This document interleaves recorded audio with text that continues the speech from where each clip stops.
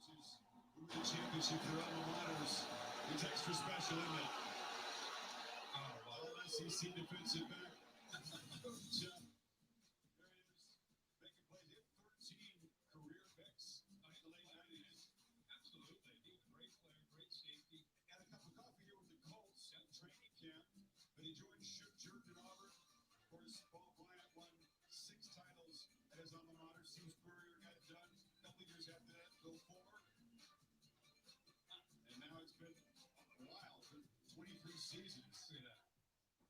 I'm so happy for Kirby and this Georgia fan base. They're so passionate, so loyal to their team.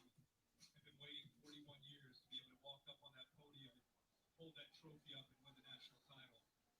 Always linked to Saban, learned so much from him, and finally overcomes him to win the national championship. And Georgia has been full of belief for a long time that this is possible. I mean, the state produces as much talent as anybody. You go back to the last NFL draft, more natives of Georgia than just about any state out there. Yeah, he's done a great job recruiting, great job developing and building a culture. These guys, in the world that we live in, with name, image, and likeness, and transfer portal, this team laser focus on one thing: avenging that loss in Atlanta and winning a championship and getting on that podium. That's it. And that's what you really have to appreciate. And a lot of that comes from the leadership from your seniors and your juniors, guys that have been around. They're fortunate to have a lot of those kind of players, but there is a culture here that's unique. Alabama has a very similar culture. It's not by accident these two teams ended up playing tonight for the championship. Early in the season, you had to sit down. Connection. They talked about connection. Connect beyond the obvious talent, the 4s and 5 stars out there, the intangibles, things like that, the love they have for each other. It goes a long way. It all came to bear tonight when they were behind in the fourth quarter. What you just said is so. Thank you for calling Collins Studios host and call screener line. Please enter your show or meeting number.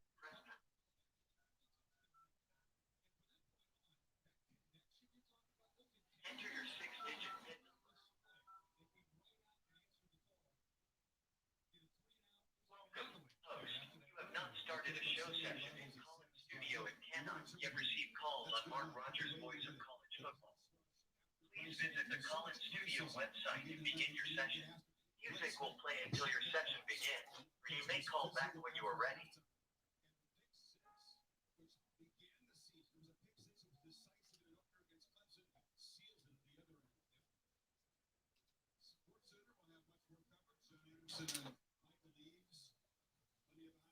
Postgame reaction.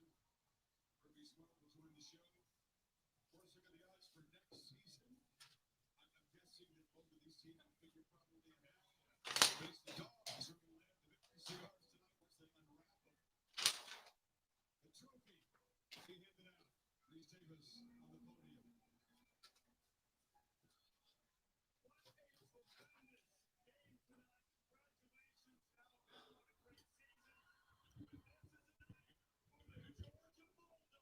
Oh my goodness, everyone. That was fun. That was fun. That was a capper to the college football season. What do you think, everyone? That was amazing. Loved that game. And I am so incredibly happy for the outcome. I am happy for Georgia. Once I saw it take place, so I was very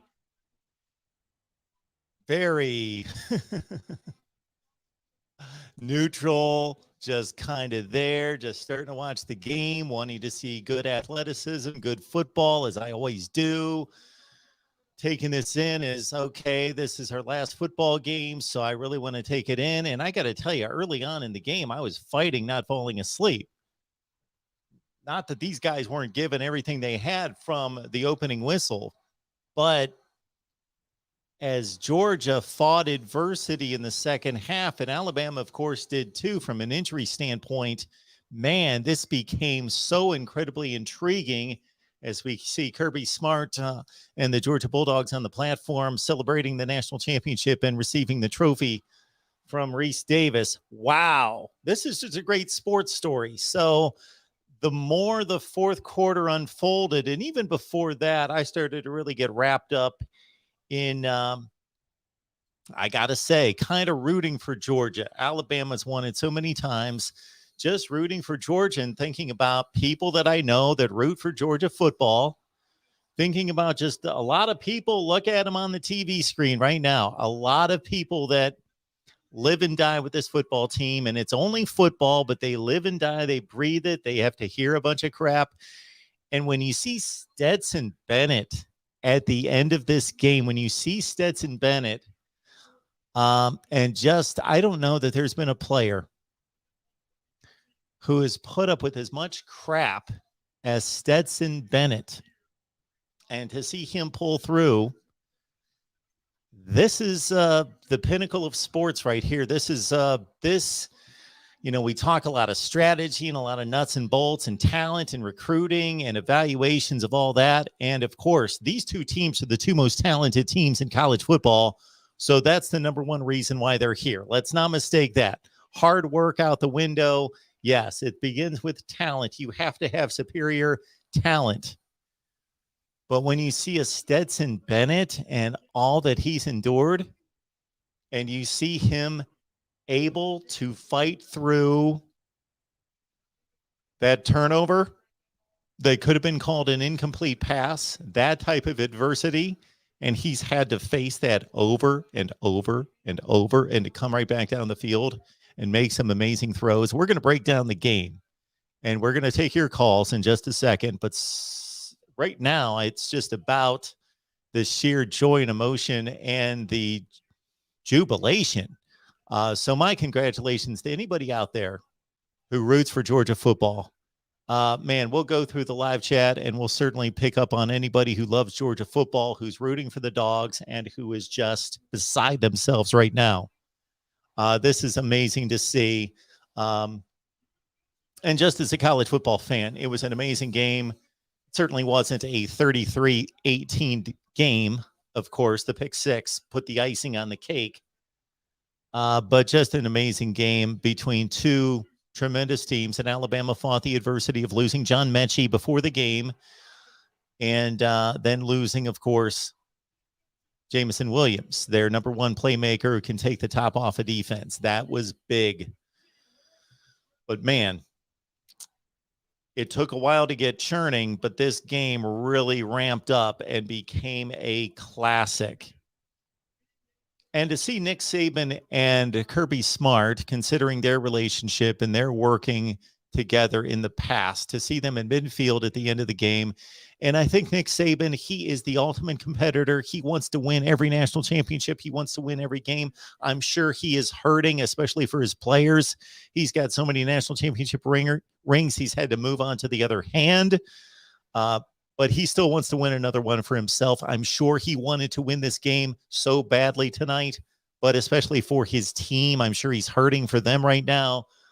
But I think in that moment at midfield with Kirby Smart, he was genuinely, when does Nick Saban crack that much of a smile? When he wins a national championship, as opposed to losing a national championship game. He looked genuinely happy, overjoyed for Kirby Smart. And I'm sure he was at the same time. Again, it was just killing him to lose. But if he was going to lose to anybody, Kirby Smart. I'm going to take as many comments and questions as we can get to. I have already fired up the phone lines. We can get to those. I have fired up the phone lines, but I need to do some things in the call-in system to make it available. So we'll do that at the same time, because I just certainly, if you guys are ready to roll and ready to talk, we want to get to your comments and questions and everything. And as usual, I have taken my pages of notes, and I have all sorts of stuff that I would want to say. But as soon as you guys start firing off the questions in the comments, I'm all yours, and I'll probably never get to the analysis. Maybe we'll shoot a separate video tomorrow. Hang on just a second. We will fire up the earpiece in the call-in system, and we will get right to you in just a second. Enjoy yourselves in the live chat. For you Alabama fans, I do not in any way discount. I'm sure there are Alabama fans who are in pain and are frustrated and disappointed and mad. And you have, I'm not going to say you don't have a right to be, because you've won so many national championships. I'm not going to tell you that. because you lost this one. And especially for the players who have not won a national championship on the Alabama team. Bryce Young, for example, technically has a national championship. He won a national championship last year, but he was not the starting quarterback. He's going to take this hard. So I don't want to discount Alabama's pain, relatively speaking, but we know the deal. And I'm sure a lot of Alabama fans are about as okay with this loss as you possibly can be under the circumstances in a national championship game. You can probably tell that I am breathing slightly hard here. I did hustle to set all this up, but it has more to do with just taking in a tremendous game. I got to tell you that as we got into the second half, and even before all the scoring took place, it was just more the intensity of the game, the hitting, and the score. Even if it would have stayed 9-6, now it was nice to get some game-changing type plays and to get some offense and to get to those kind of plays. That was nice to see. But hey, it was an awesome game from start to finish, and it was kind of cool how it revved up in the second half. As we kept going, it revved up. Our number here is 860-499-3332. I will place it on the bottom ticker. We would ask that you would subscribe here at the Voice of College Football.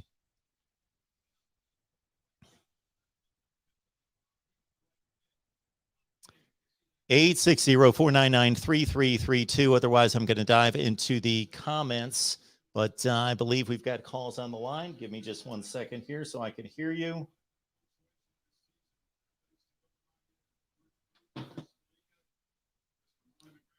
Let's take our first call. Let's get going. Georgia wins the national championship. Welcome into the Voice of College Football. Who's in the line? Hey, Mark, it's the real MVP. How you doing this evening? The real MVP. I'm doing just fine. What's going on? How are you?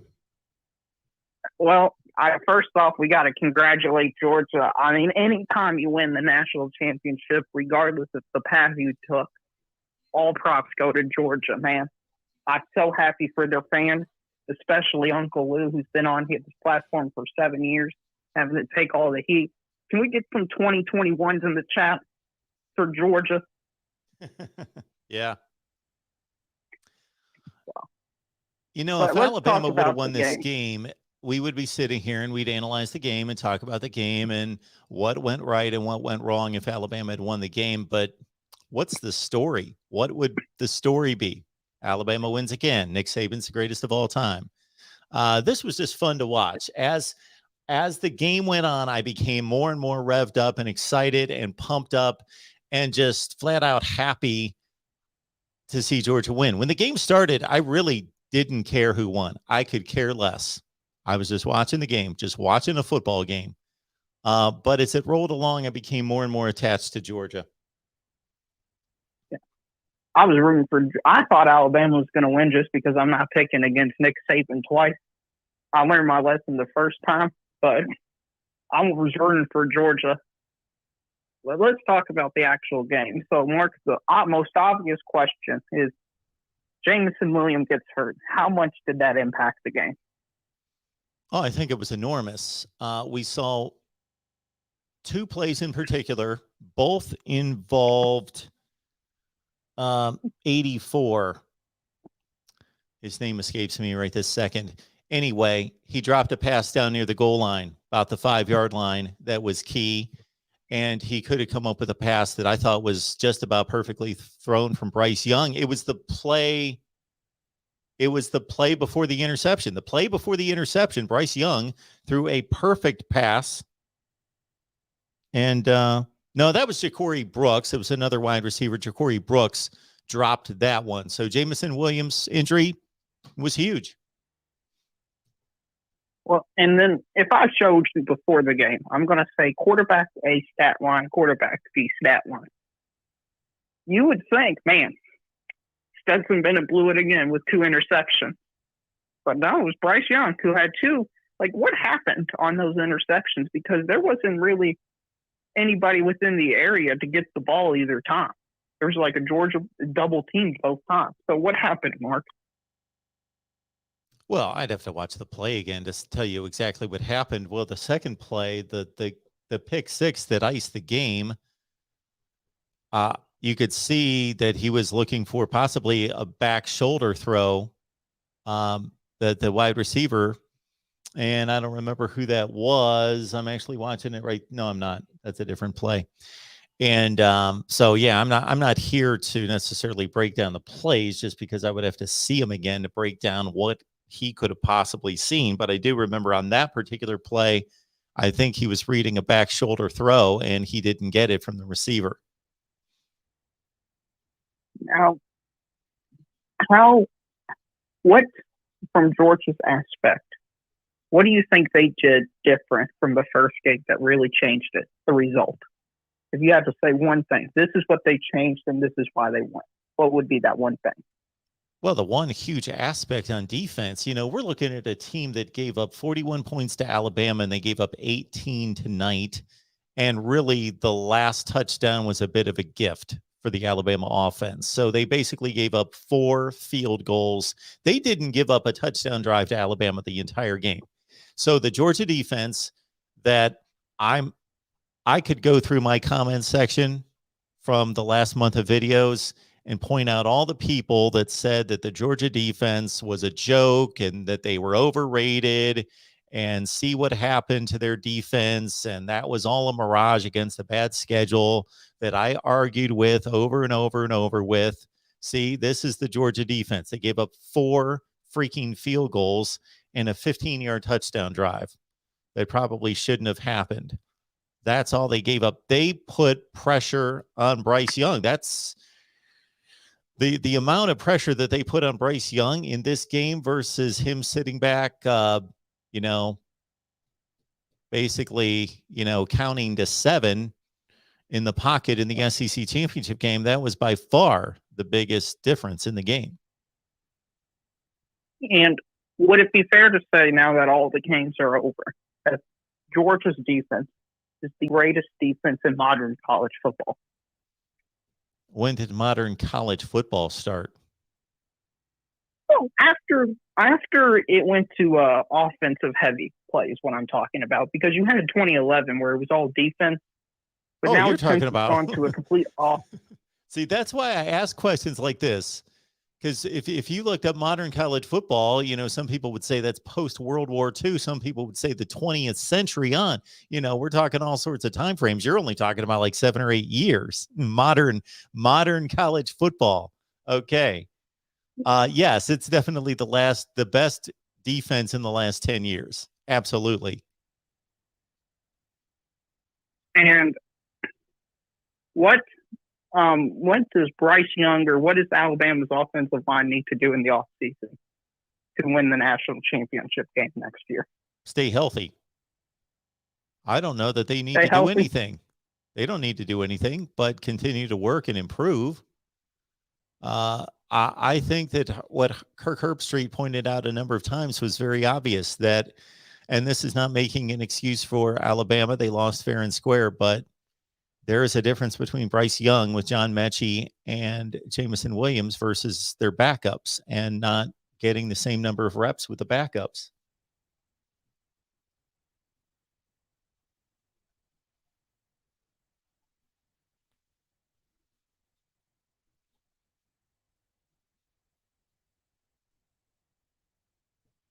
Hello? Did we lose him? All right, we will continue on here at the Voice of College Football. I believe we lost the real MVP. We'll move on to our next call here at the Voice of College Football. Who's on the line? Hi there, Marine 76 or David. I was actually, maybe this is the wrong time to discuss it, and that was a great game, but I'm actually wondering, I actually feel as though, I should say, that the Pac-12 has been just demolished in the sense that they're not a national brand anymore because they're unable to get a team into that playoff consistent. Well, I guess Oregon is like I guess that would count. But I feel like the Pac-12 brand, why would I, if I grew up on the West Coast, I don't have the opportunities that I would have if I were to go to the SEC school. And that has attrited the play in the Pac-12 to such an extent that it's hardly the brand it was in the 90s. It feels as though, and now this is, antisocial to the South, I think, to an extent. But I think that the group of five has to have their conference champion in that new 12-seeded playoff, or every conference champion from every conference plus maybe Notre Dame, and then probably on the bubble SEC school. So what you have there is the 10 conference champs and then the 2, because they have to admit that they're not going to get there, and then they can start recruiting people again, and then they're going to have a better brand on the field, or they're just going to get left behind. Yeah, I'm not going to address the Pac-12 issues minutes after the national championship game that did not involve the Pac-12, because we've got all off season. That's understandable, sir. Yeah, we've got all off season to address that. But much of what you said is right on the mark, and things that we've talked about countless times. Yes, it's a vicious cycle. I see. It's a vicious cycle. If you are perceived to be down and you make poor choices, and they were led by poor leadership, meaning Larry Scott, he was the worst commissioner in college football, then they fell behind. And then once you fall behind, it's difficult to catch up, because you have players, and we had several just this past weekend, top players in California decide to go to Big Ten and SEC schools.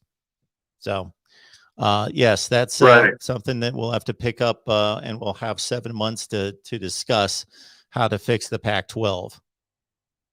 Anything else? I see. I don't have. Oh, sorry, sir.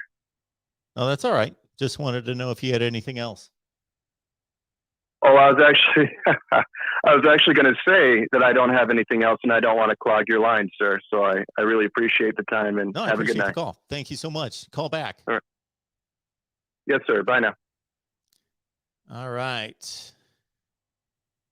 Back to the phone line. So thank you for calling in to the Voice of College Football. Who's on the line? Well, I'm just happy that Uncle Lou's not going to drink another Diet Coke or Coke from 1980. He must Boy, talk be about a guy ecstatic.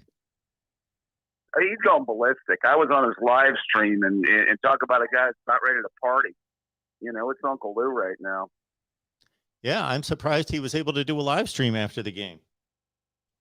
Yeah, he's doing a lot of talking right now. He's having a good old time. I bet he's having a great time.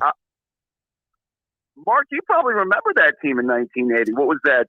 Bud Ballou, Herschel Walker, yeah, Terry Lindsey Hogue. Scott. Yeah. They beat Notre Dame, and I think was Dan Devine's last game down in the Sugar Bowl, if I'm not mistaken. Yes, because Jerry Faust took over in 81. So, yes, they did. Right. I remember it well. I shouldn't say I remember the game well. I watched every play of it. And I think Terry Hogue was such a good defensive back. I think he got like a top 5 to 6 Heisman consideration. And, of course, Herschel Walker was the star. Right. Well, the next 2 years they were in the Sugar Bowl, they ran into the state of Pennsylvania. Dan Marino threw an absolute dime to beat him in 81. And then, Air Paterno beat him in 82 with Black legend Kurt Warner. Yep. Yeah, two really good games. Yep. Yeah. Well, congratulations to Georgia. They deserved it. I thought that coming in, I thought that there was a case that they could have had the better roster. Obviously, you look at recruiting rankings, they've recruited, I believe, more 5-stars than anybody else in the country, if I'm not mistaken, right? I think we're second at Ohio State on overall 5-stars on rosters, if I'm not mistaken. I think that the difference in rosters, if you want to call it that, is so inconsequential. I would just say that these are the 2 best teams in the country. Right. And 2 of the 3 most talented. I think it's pretty obvious to see that. And to see that and also match it up with the statistics.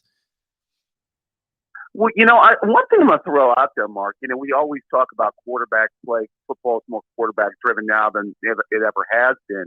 It's interesting, the last 5 national championship quarterbacks, you stop to think about it: Deshaun Watson, Tua.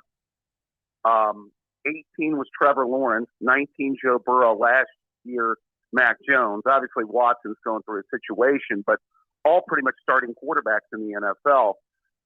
I don't know. Is it a stretch to say that Stetson Bennett probably won't be a starting quarterback in the NFL? I can't see it, but who am I to sit here and count him out? True. Hey, he made the big plays in the fourth quarter. I mean, Georgia's defense kept them in that game, and as an Ohio State fan, we remember losing a big-time wide receiver in a national championship game, right, Mark? Yes. Yeah, who am I missing here? So, well, I was going to say Ted Ginn in 06. Oh, Ted Ginn. Yeah, sure. I mean, not to say I think that would have made a difference, but I think Ginn was a big part of that offense that year. It was a huge loss. But, I mean, I don't think Alabama fans should make any excuses. Even though Jamison Williams was big for them this year, it would have been interesting to see, had he not gotten hurt, just kind of what effect that would have had. Because I wonder, obviously you utilize your best receivers, but, I mean, Georgia was the better team, and their defense was incredible, by the way, and gave their offense a chance in that fourth quarter. I don't know what's your overall thoughts on. Well, I think we tackle these kind of topics all the time, and that's one of the reasons why we're here. So, if an Alabama fan wants to call and just talk and speculate about if they would have had Jamison Williams, if they would have had John Mechie, I think that's valid. We can go through the annals of time and talk about any championship scenario and injuries that occurred during the game or before the game. And of course, this whole Nick Saban era was started with Colt McCoy, who was one of the best quarterbacks in the country, getting hurt very early in the game. So Texas fans will raise that just so it's done with a level of class and respect to say, hey, it's part of the game. We didn't play with those guys. We had to play with the guys that we have. That's also part of a championship team as well. Being able to sustain the injuries and the next guy to step up and bring it home. So I think it's a balanced conversation to have. Right, and I doubt Alabama fans, if a key Georgia player got hurt and Georgia brought that up, they would, I wonder if they would let them use that against them. So, you're right. You got to be fair about this both ways. But yeah, Georgia deserved that. Defense was incredible. I thought in that fourth quarter, though, I really was wondering after Bennett had that turnover in the fourth quarter if, that was going to be curtains for them. But, he had a few huge throws. Was wondering if his receivers were going to finally get open and make some plays, and it looks like they finally did in that fourth quarter. Yeah, they really did. They really did. And I, like you, thought I thought that it was very unfortunate, and I'm not saying that they made the wrong call on the replay because technically the ball left his hand before it was forward, before he brought the arm forward. But I just felt that to be unfortunate that, especially comparing that play to the Bryce Young play, they're very similar plays. Bryce Young was not throwing a football. He was basically spiking a football on the ground. But because of the rules, he gets away with that. And Stetson Bennett doesn't get away with what, was he trying to get rid of the football as well to avoid a sack? Yeah, that's what he was trying to do. He was trying to do the same thing Bryce Young. And I understand it's more than just intent. It's also, what's the motion of the body? And at one point, you have to make a delineation between fumble and pass thrown, and the rules need to be clear, and so the interpretation of the rules were clear and they were correct, but just to see those two plays go in opposite directions, I felt bad for Georgia at the time because it just seemed to be again another time in which they wouldn't quite get the breaks. Yeah, it was amazing the way the guy was able to still recover that before getting out of bounds. Yes. He's kind of fortunate, I think, that way too, wasn't he, Mark?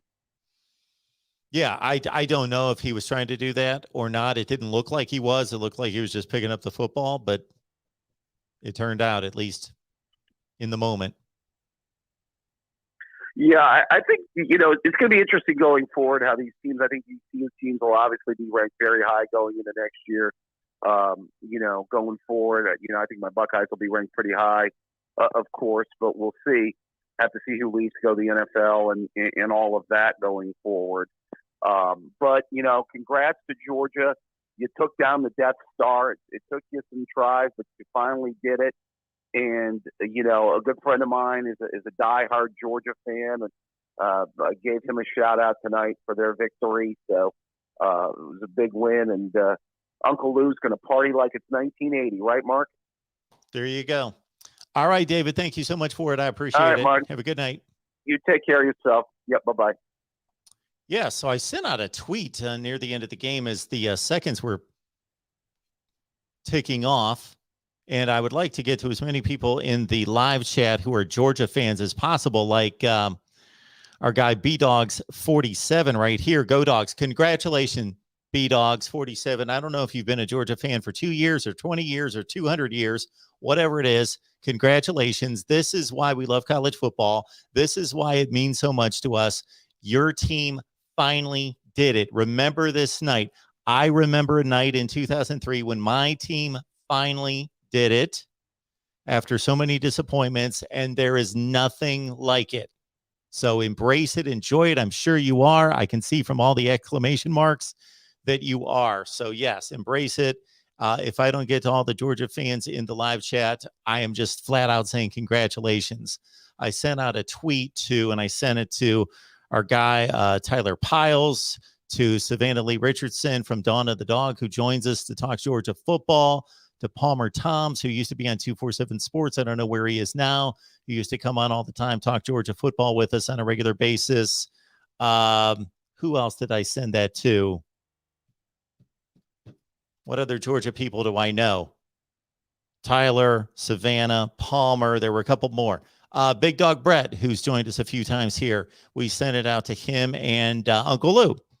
And just want to congratulate again, regardless of who you root for.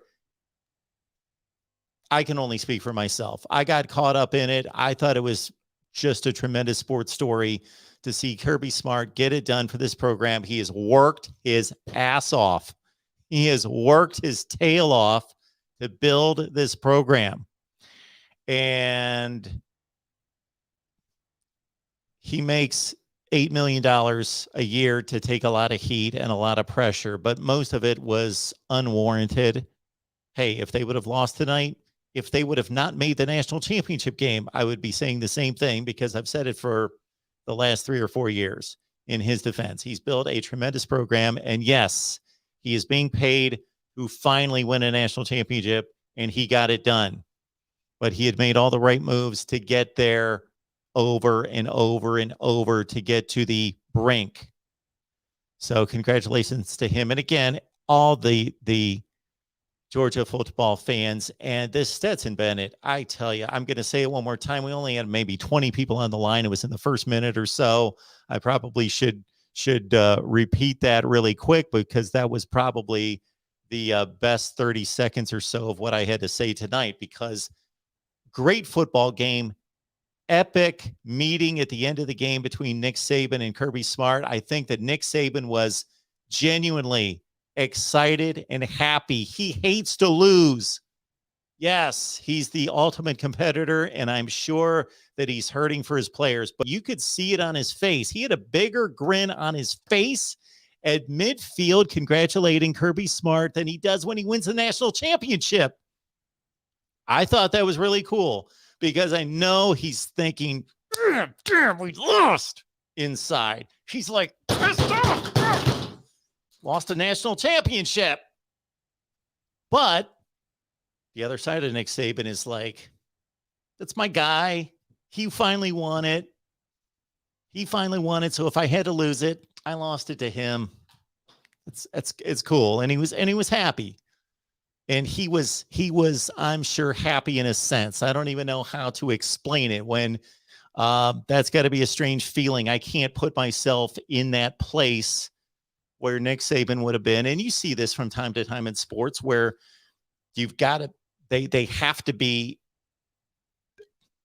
at the level of competitor that they are pissed off that they just lost. They work too hard and they love their team and love their kids too much to not be pissed off about the loss. But at the same time, they've worked with this guy. They've mentored him. They've seen him grow and build a program. So they're charged up and happy for the other guy. It's got to be a strange feeling.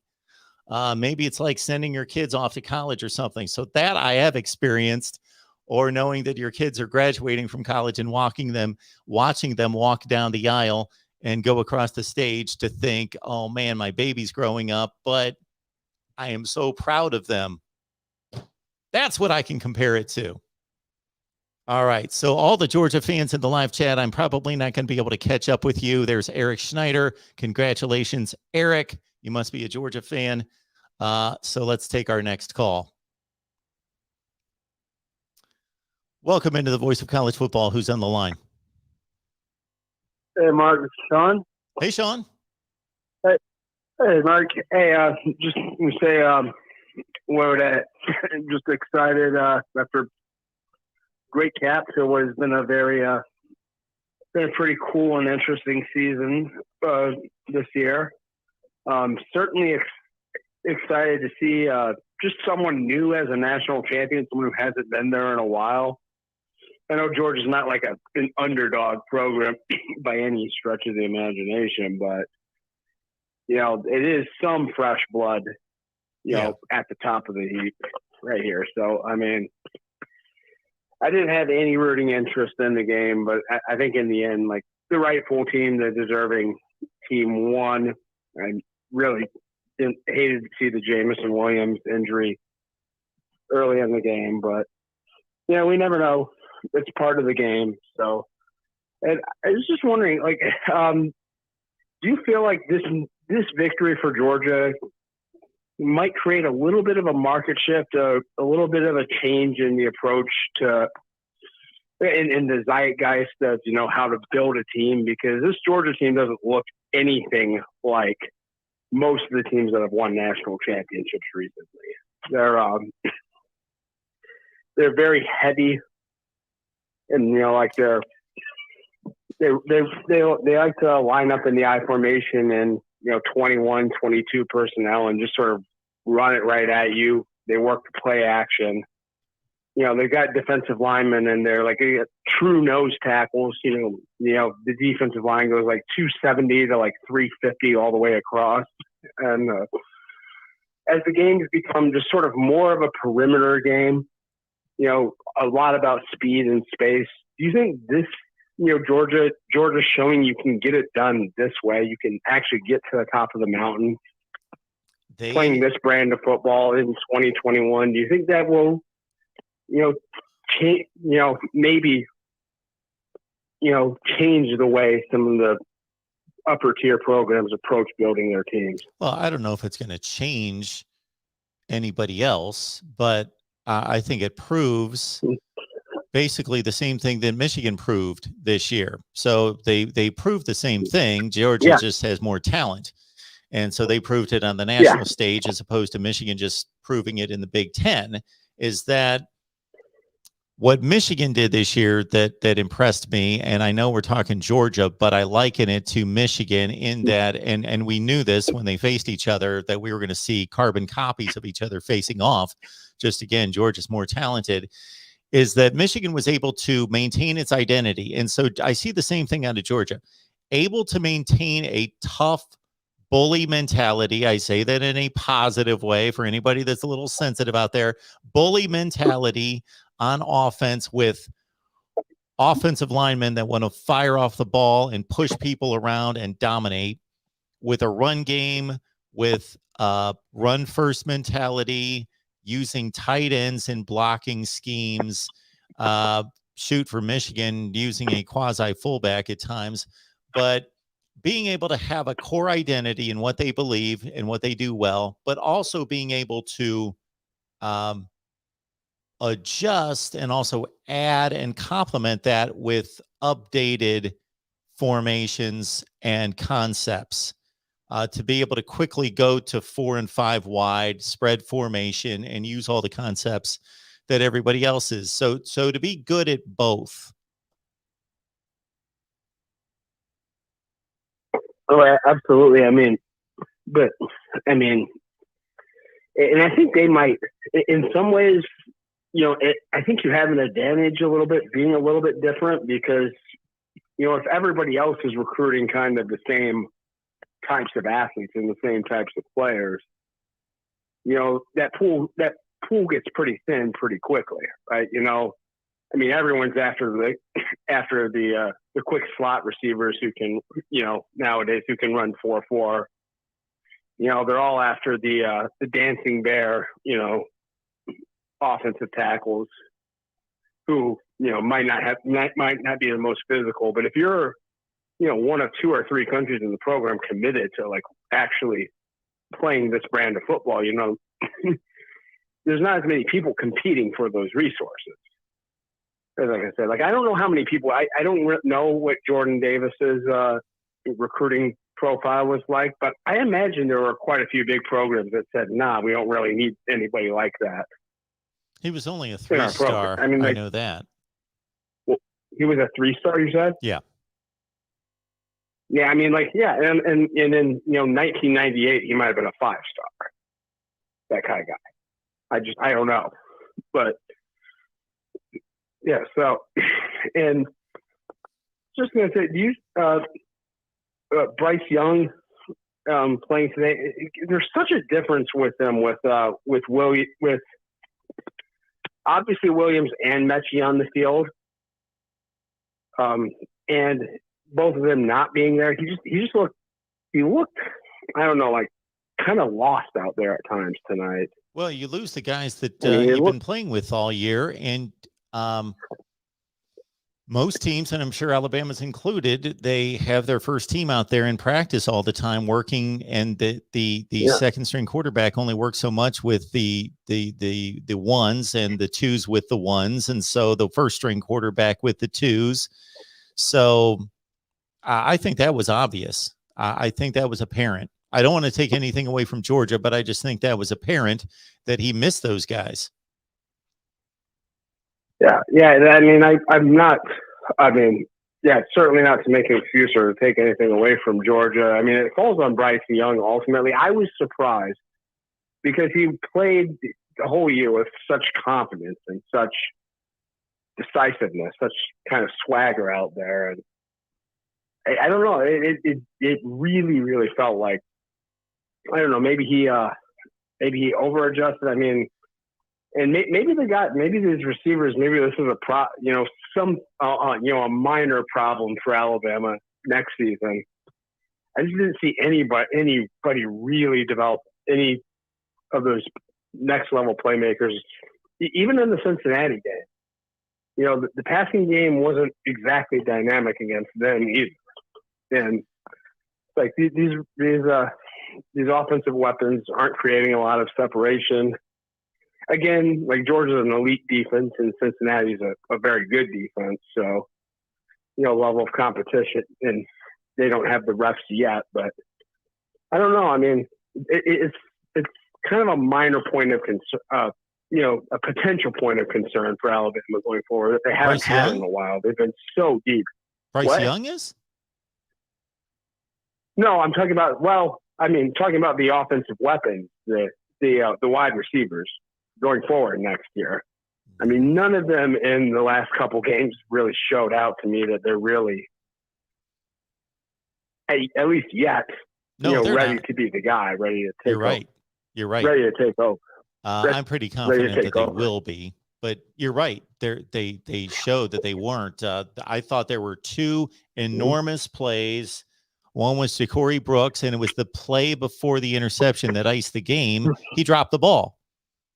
Bryce Young threw a perfect pass, and down the right sideline, the Alabama would have been inside the 10-yard line.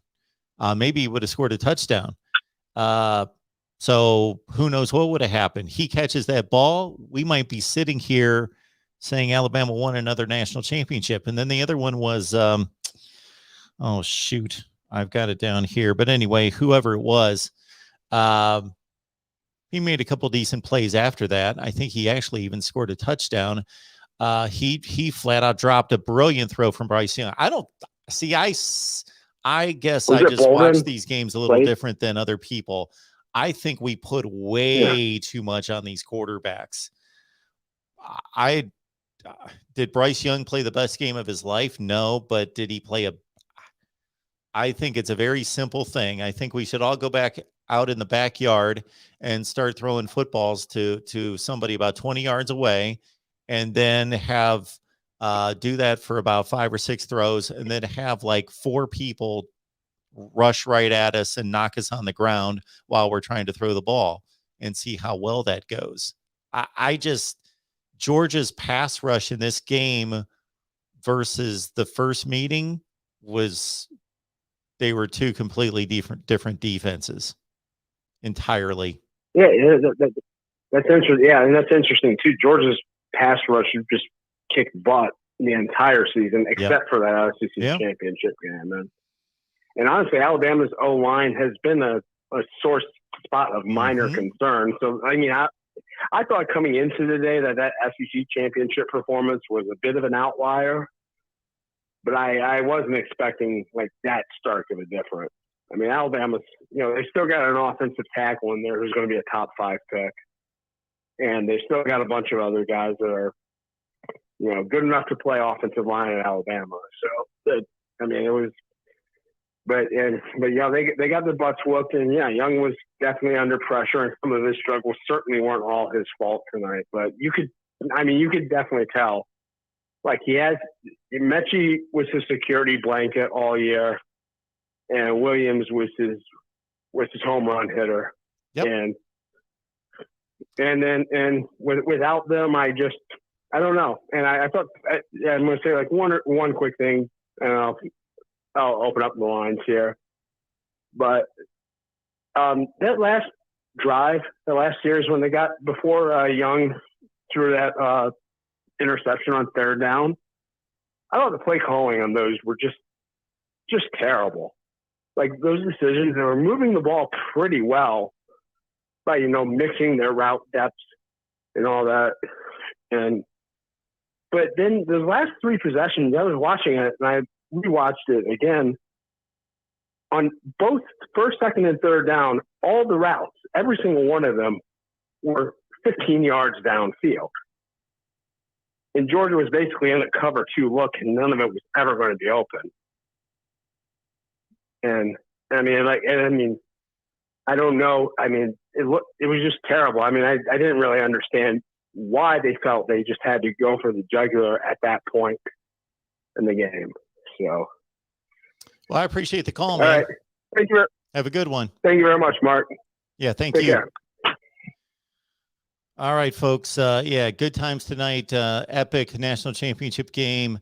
And saw a comment in the chat about Michigan only lost by 23 and Alabama lost by 15. Okay. Stop it. Just don't even compare these 2 football games. That's why we put things into context here. We don't just say, oh, they lost by 15, they lost by 23. It's pretty much the same. Okay. Idiotic comment.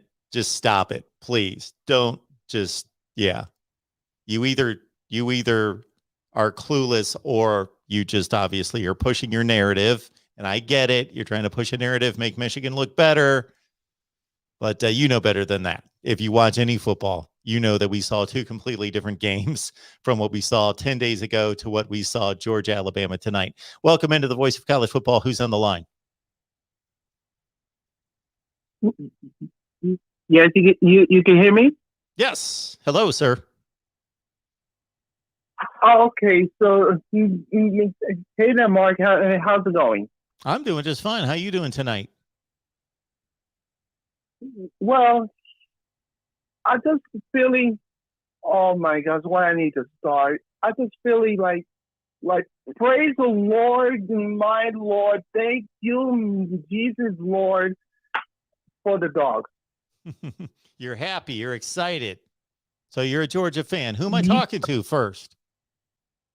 Well, here's the deal. My name is T. Contreras, and you saw the chat. That's me. That's brother, and that is me, brother BKL.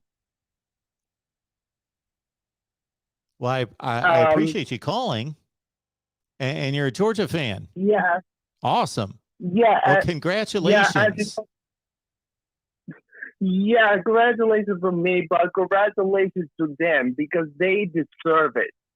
Because as you know, because I always watch all the teams between 24 hours a day, 7 days a week, between all the college football teams. Yep. Because that is exactly what the football team is all about. Because as you know, I am the Bulldogs fan of the Georgia Hurricanes and Army. I always support all the teams wherever I can do, because when I was watching these Georgia Bulldogs, these are the Georgia Bulldogs exactly how they play. They play all the bunch of yards, all the bunch of games, all the mentality. That's exactly how they play. Because when Kirby Smart is a teacher and the students are them, they know exactly how they play. Because when I was looking at it at Alabama, I was thinking is this the same Alabama from last time from Auburn's game in Alaska's game? I was like, my God, they are the same team what Nick Saban does.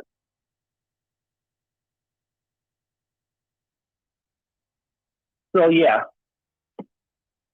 but they gonna say Georgia Bulldog did a great job. Well, I just want to say congratulations, and I appreciate you calling. And go crazy tonight. Be safe, but celebrate. Have a good time. Enjoy it. Yeah, sorry about that, but thank you so much. But enjoy it on online, and great job on your channel. Thank you so much for that. Those are kind words. I appreciate that. Have a good night. Yeah, no problem. Let's go, Dogs. All right. Next up here at the Voice of College Football, who's on the line? They're Marine 76. I have a more pertinent question, I believe, and I forgot to say congratulations, Bulldogs. I have to say that Stetson Bennett, schematically, he had the ability to really benefit from those slants because there was man-to-man coverage down low, and he had the opportunity to go up top. But one of the things that I noticed was that Bryce Young was not the beneficiary of those short passes that a previous caller, maybe a caller ago, noticed. And I think that was that's surprising to me because I consider Saban to be one of the best planners in college football. But I obviously I can't see the full field while I'm watching the actual game. One thing that I noticed is that NFL scouts are really putting a lot of they're seeing a lot of quality in Bryce Young. What I'm wondering is your perspective on how well he can develop over the years, because there was a lot of parity on the field today against the Georgia Bulldogs defense, and that's only going to get rougher in the NFL to come. What is your perspective on Bryce Young as a future, perhaps, NFL starter? Well, I look at his body type, and that's a concern. I don't want to overplay that. I don't want to demean somebody who has overcome and continues to kind of buck the odds and the trends in terms of his body type and his thickness, is that he can only get so big. He would get beat up in the NFL, I think, right now. But we've seen other guys that get bigger and stronger to a certain extent, but you can only fill out your frame. In terms of such as your Drew Brees, your Doug Flutie's, then? Well, yeah, you're going back a ways with Doug Flutie in particular, but yeah, I'm trying to think. Lamar Jackson. Look at Lamar Jackson. He's never going to fill out to be Ben Roethlisberger, but he's a much thicker dude today than he was when he was a sophomore at Louisville. So he's done everything he can to get stronger, at least put up with a beating.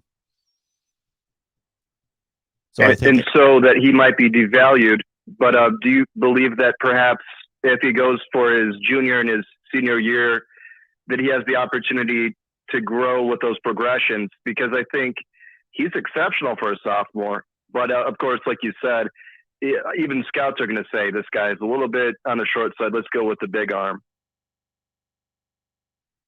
Yeah. I think that they're going to be a lot more forgiving today than they would have been 5 years ago. After Russell Wilson, after Baker Mayfield, after Kyler Murray, there seems to be, the standard for what they will accept is different than what it was 5 or 6 years ago. They're being disproven by their measurements of the guy's got to be 6'3" and he's got to weigh 230 and stand in the pocket. So that's been torn down to a certain extent. With all those extent. analytics, Ben. I see so many what ifs. And maybe I'm wrong to say Ryan Leaf could have been a somebody, whereas like a Phillip Rivers ended up being a somebody. But maybe, Ryan Leaf wasn't ready for the NFL, really. But maybe if this Bryce Young goes to the senior year, he might be more ready, even though the paycheck's been waiting. Well, I think that one of the issues with Ryan Leaf was he was not mature enough to take on the NFL. That was part of his problem. I see. Well, that about sums up anything interesting that I have to add, and I appreciate allowing me to call again. Absolutely, that's kind of against the rules, but since you wanted to get back into it, no harm, no foul there. Have a good night. Appreciate you calling back, man. All right, bye now. All right. We had somebody else on the line. They just dropped off. So our phone lines are open. Let me get to everybody here. Raphael, go Dogs. I'm going to assume that everybody puts in a go Dogs or something like that is a Georgia fan. Long-suffering Georgia fan. How does it feel? TAW plays. How does it feel? Because, again, I relate this to 2003 being a Buckeyes fan and finally making it happen for the first time in my lifetime basically the first time in my lifetime that I could actually watch and remember and take it in. And I could not go to sleep that night. I could not go to sleep. And if something went wrong at work 3 days later, it kind of just almost didn't matter. It was like I was still just on a high that, whatever goes wrong, it's a great thing. So congratulations to you, Georgia Bulldogs fans. You won me over tonight just in regards to me thinking, I had it in my head this entire 10 days leading into the championship game. Yeah, I'm kind of pulling for Georgia just because they've not won it. Alabama wins it all the time. So that's an obvious take on the situation. But emotionally, I didn't care. Could care less. Going into the game, could care less. It just kind of gradually happened as we got near halftime. Then I was like, yeah, I want Georgia to win this. I would like to see Georgia win. Even before the playoffs started, I thought, oh, man, what are my options here in terms of rooting? And I don't talk about rooting, as you guys know, very often on here. And I looked at Alabama, Cincinnati, Georgia, and Michigan. And sorry, Cincinnati fans, I automatically said, no chance. They're done. Okay, let's look at the other three. All right, we do have a call coming in here. Welcome into the Voice of College Football. Kyle Pickett, thank you so much for the Super Chat contribution. You know that, man. Thank you so much, Kyle. Yeah, who's on the line?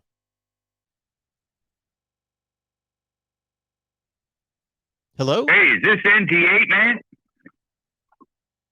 Hey, what's going on? NT8, man.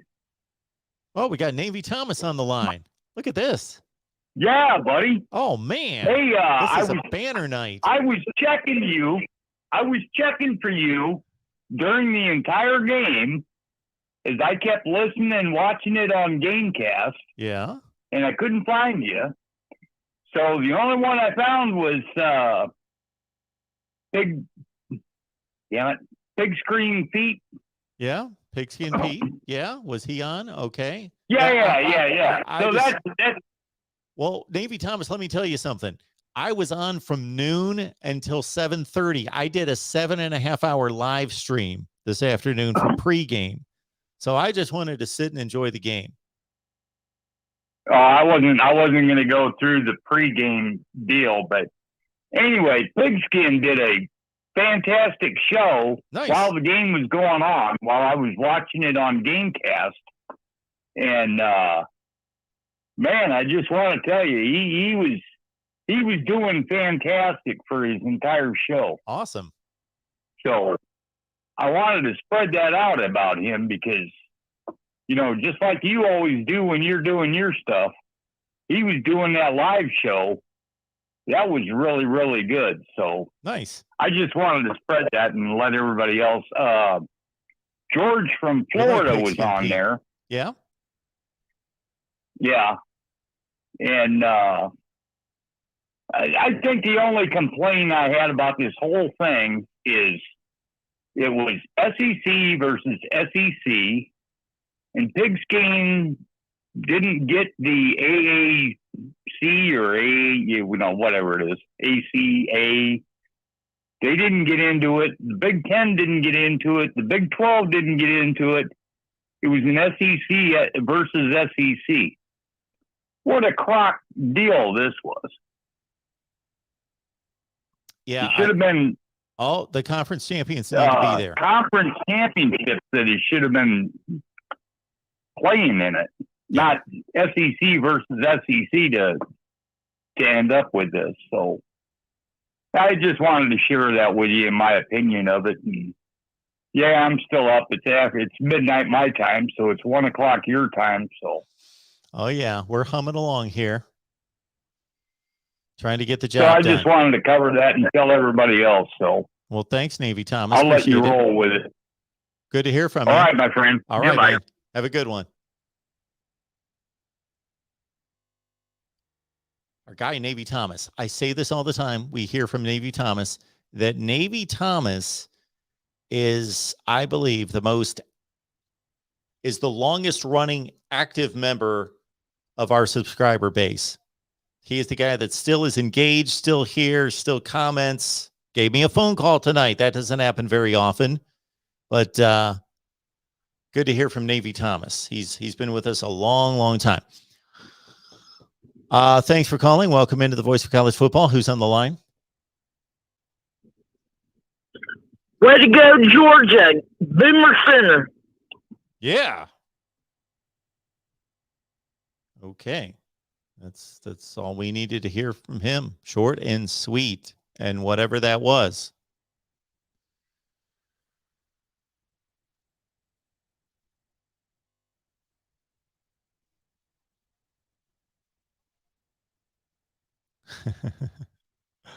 People commenting on modern college football.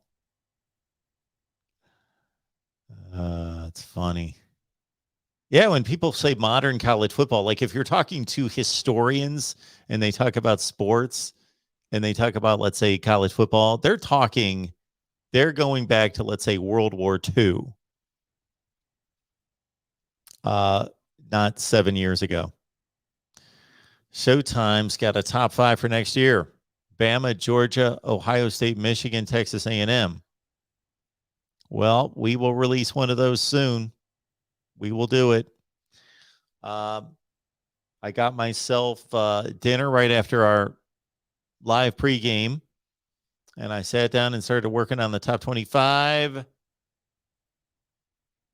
That actually makes sense. So be looking out for that tomorrow. And then I am going to present a top 1 through 130. We're going to rank everybody. Charisse, thank you for the congratulatory message for all the Bulldog fans. We got to pay honor and respect and congratulate and celebrate with everyone tonight.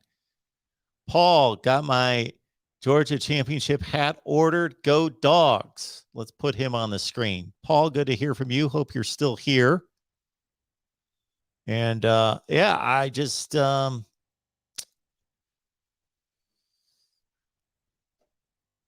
I thought that was pretty awesome. It was a great game. It was a great game as well. Urban taking the other side of this, man. Let's stop the BS. Alabama did not have all the playmakers because of injuries. Let's not forget Chris Allen. Congrats, Georgia. You got your late Christmas gift. That's part of sports. You might be right, Urban. We will never know. We will never know if Alabama would have won that game with players. We don't know that. We can go through the annals of sports history and rewrite everything if we're going to go through injuries. You might be right. We don't know. We don't know. What we know is that with the players available, Georgia was better tonight. They were better in the fourth quarter. Welcome into the Voice of College Football. Who's on the line? Hey, this is Steve calling. How are you? I am doing just fine. I appreciate you calling. What's going on tonight? I was actually a student at University of Georgia the last time they won the national championship. So Wow. It's taken a long time to get back around. But I'm more proud of this team than I was of the Herschel Walker team. Walker was so dominant on offense, and they had a really good defense back then too. But this team, they, with all the defense, accolades that they received, the offense was always like, what are we going to do? What are we going to do? When they lost their best receivers at the beginning of the season, and these two freshmen come out, and Brock Bowers, who would have known Brock Bowers is going to be as good as he was? But the freshmen really pulled the offense during the entire season. And I mean, when you see a lot of the Alabama players say, we lost our receivers and everything, we lost ours at the very beginning. But I was really proud of the offense. They really pulled it. But let me tell you, that JT Daniels here in Georgia, the quarterback debate, I mean, it was vicious here. I mean, people just lost a lot of faith in Stetson. And it's because I think he wasn't really a good player. He just didn't have a lot of showmanship. And I think that kind of cost him. But he could hit the big passes when he needed to in some of those key games. But being a sports fan in the state of Georgia is just one of the most traumatic things you could possibly happen to you. The Falcons, we've seen them lose at the end. The Braves, we watched the Braves lose one World Series after another with the best pitching staff in the history of baseball. The Hawks, the best team they ever had was with the Celtic dynasty with Bird, all those guys. They beat us every year, the first round. And so it's just really hard being a sports fan in Georgia. So I think the funny thing, too, is ESPN has this series on the biggest upsets in college football history. I think Georgia has like 5 of the 10 games in that show on ESPN, which is just Georgia football all the way through. But they pull some great players. Georgia has fielded some great high school players. And, we always have some really good teams, but it's just so sad to see them at the end, especially the last championship game when they just throw Tua in there and he throws the bomb. And, we were in tears at the end of that game. But that's just kind of been sports in University of Georgia and sports in Georgia in general, pro and college. Yeah, it was an amazing story, an amazing effort, and obviously they've been building toward this and have had the talent to do this the last several years, but it takes more than that. It takes the right guys and the right situation sometimes and the right chemistry, and it all came together. Yep, great season. Very proud of the guys, and like I said, those freshmen really stepped up. I mean, it was just really something to watch the guys on offense that when we needed them the most, they really came through. Yeah, it was a great game. It was a great appreciate game. your show, and go Dogs. Appreciate you. Thank you so much for the call. Appreciate that. Okay. All right, let's keep it rolling here at the Voice of College Football. Who's next up? Hey, Marcus, George, how you doing tonight? There he is. George, how do you take this? Yeah. I'm ahead of my time. I want to talk about my garden gnome business. Are you going to back me now or what? Your who business? What am I backing? Garden gnome. Gardening. I make Stetson Bennett garden gnomes. They look just like Stetson Bennett. I've been doing it for years. Hey, George, you produce them and we'll put them up here. I'll put them on display behind me on the shelf. We'll knock out some lousy football helmets from like Texas and Tennessee and other teams that aren't getting the job done. Hey, Mark. Yeah. Mark, listen, these aren't your ordinary garden gnomes. These things have class. Some of them are shooting a bird. Other ones are making like look like they're a weightlifter. I never have a problem with a raccoon or a squirrel or a fox or a bear. Coyotes, no problem. Opossums don't come on property. You just set one of these outside your back door and you're safe. Oh, Stetson, you got to feel good for Stetson tonight, George. I do. Mark, I too am vertically challenged. I'm only 5'6". I like little people, generally speaking.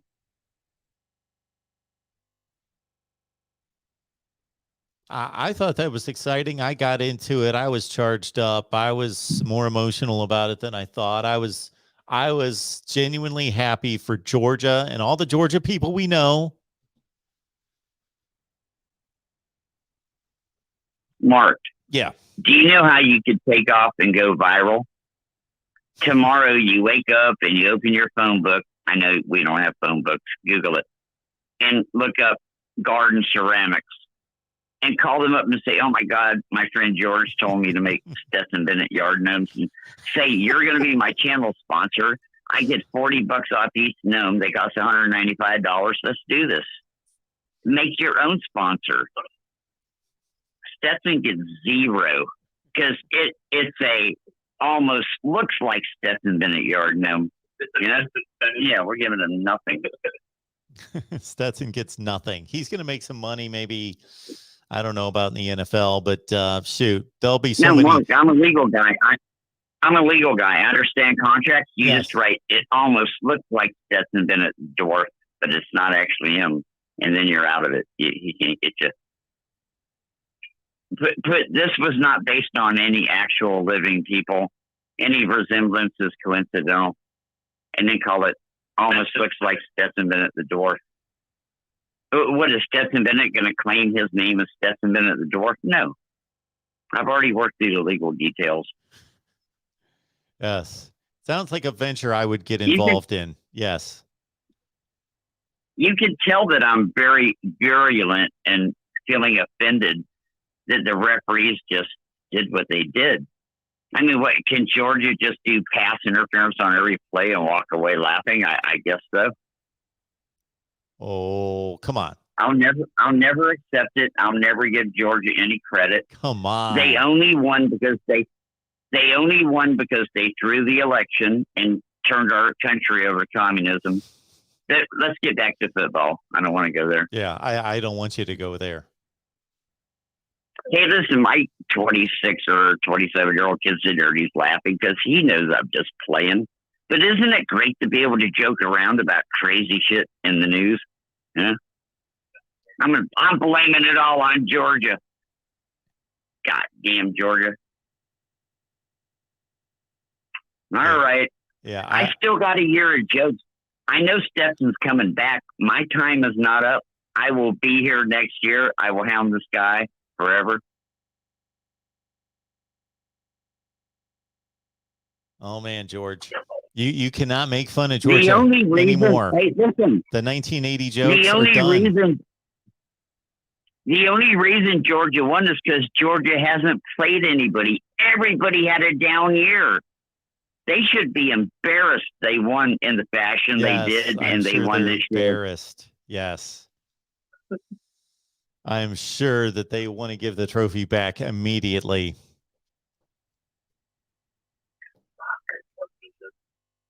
Hey, Georgia, Stetson's coming back next year. Cheer up. We get to go through this insane shit again. I saw your boy Dan Mullen doing a little pregame on the SEC network. I know. I'm never comfortable with seeing Dan Mullen on camera. Are you? I Can't say think that he's it really more of an bothers off-camera. me, but Yeah, he's more of an off-camera guy. He should be sitting in the office watching tape or something. He doesn't need to be on TV with his Nikes and his suit. I mean, at least get a pair of Italian loafers, you know? all right, George. I should have never mentioned Dan Mullen. We're going to keep moving here. You and your boy have fun. All right. Maybe the I Gators. want to say congratulations to the Georgia fans. Okay. I'm never going to admit I said it, but congratulations, Georgia fans. All right, George. Don't quote me on them. We didn't. All right. Bye. You're on record. All right. No more 1980. You know, it seems like the fan base, it's not ironic. It's just strange. It's just odd. The fan base that hits Georgia fans with this, at least on my channel, more than any other fan base, you would think it would be Tennessee fans, Florida fans, Alabama fans. No, Miami fans. Anyway, welcome into the Voice of College Football. Who's on the line? This is Terrell. How you doing, Mark? I am doing well. Appreciate you calling. What's going on tonight? Yep. First time call, I watched the game, but I was having a debate with a couple of my friends. Yeah. Who do you think is the better quarterback, C.J. Stroud or Bryce Young? And this is my first time calling in. Love the show. I'm gonna hang up and just see you again. Well, thanks for the call. Appreciate you calling. Call back anytime. Thanks, Mark. Oh, my goodness. C.J. Stroud or Bryce Young. That is a great comparison. You know, I'm going to side with Bryce Young. Not by much at all. And some of the throws that C.J. Stroud made in the Rose Bowl, I think the thing that I will say about C.J. Stroud is that I think he played his best football in the Rose Bowl. He made 4 or 5 throws in the Rose Bowl that I hadn't seen him make before. Throws that you would see Aaron Rodgers make on Sunday. And so if he continues to progress and makes those kind of throws on a fairly regular basis, they're not even the kind of throws that you would expect NFL quarterbacks to make on a regular basis. But if he can make those on a semi-regular basis, I still have to side with the mobility. And C.J. Stroud's not a non-athlete or not immobile by any stretch. He just refuses to run. As opposed to Bryce Young, who he didn't take off and run, I don't think at any point tonight, but he has in other games, and he is more mobile. He's just slightly more athletic than C.J. Stroud. It's not a huge comparison. He's not Michael Vick. So that's where I'm going there. Although I got to say, man, if I would see C.J. Stroud throw the ball like he did in the Rose Bowl for 2 or 3 consecutive games, and I would be able to say that's the C.J. Stroud that we're going to see every game or practically every game, and he's reached that level of consistency where he can hit his ceiling more often, then I would side towards C.J. Stroud. But I'm still going to go with Bryce Young at this point.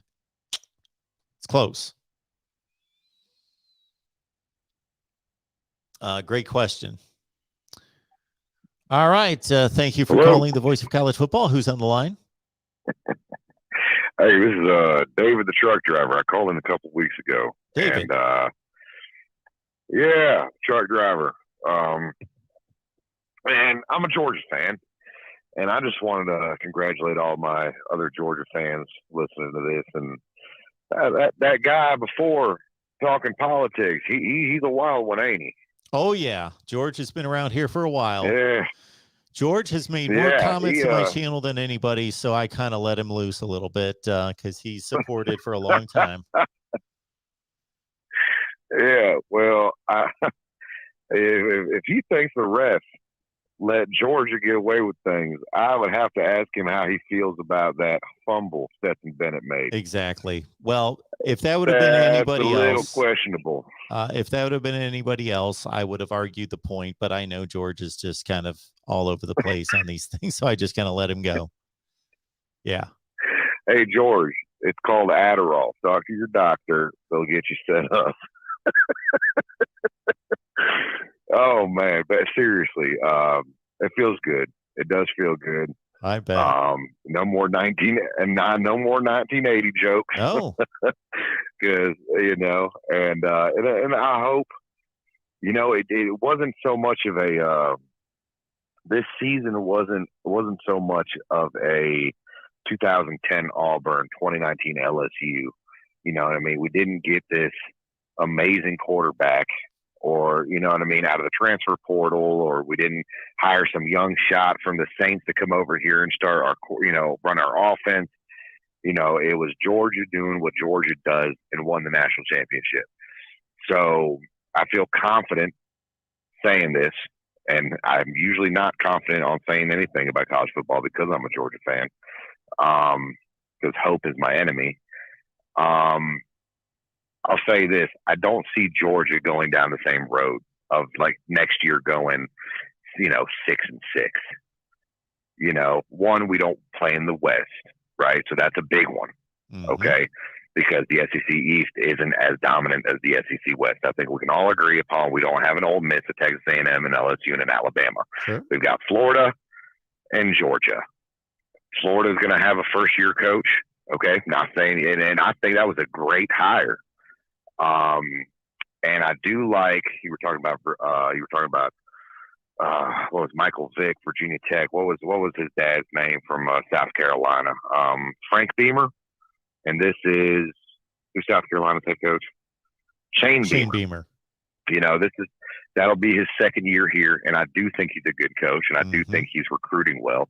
And from what I understand, I think old boy from Oklahoma that got benched, he's going to South Carolina. Yep. So they're going to have talent there. But for the most part, you don't have just crazy schedule like the SEC West. So I do feel confident that Georgia will be able to go maybe 10-2 next year. I don't know if Stetson Bennett's coming back. What do you think about that? Do you think he just rides off on the sunset? This is his dream. He got it. Do you think he's going to go on? Man, that's a great question. Or do you think he's going to come back?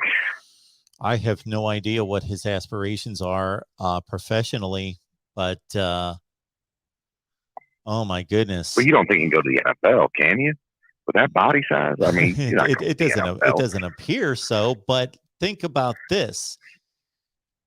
What quarterbacks would have been accepted into the NFL just 5 or 6 years ago? And now Kyler Murray's there, Lamar Jackson's there, Baker Mayfield. I know he's thicker, but they wouldn't even look at that size quarterback, Russell Wilson. And he can possibly get thicker. The standards for an NFL quarterback and what they expect out of the position are just different. But yeah, Stetson Bennett would be another drop down in size. Yes. And not even just size, just talent level. I'm not saying, listen, I don't want to shit on Stetson Bennett because Lord have mercy, that boy's been through the ringer, the Georgia fan base. Yeah, absolutely. Everyone that loves Georgia football should forever just love Stetson Bennett, and I hope that they would. But yeah, let's be realistic about his future. He doesn't have to be a starting quarterback at the NFL. He can carry a clipboard and make like $800,000 a year. That was the argument I made with my uncle. He's a Clemson fan. And he was like, well, you think he's going to come back? And I said, I'm pretty sure he could do pretty much anything within college football or the NFL, like you said, carrying a clipboard.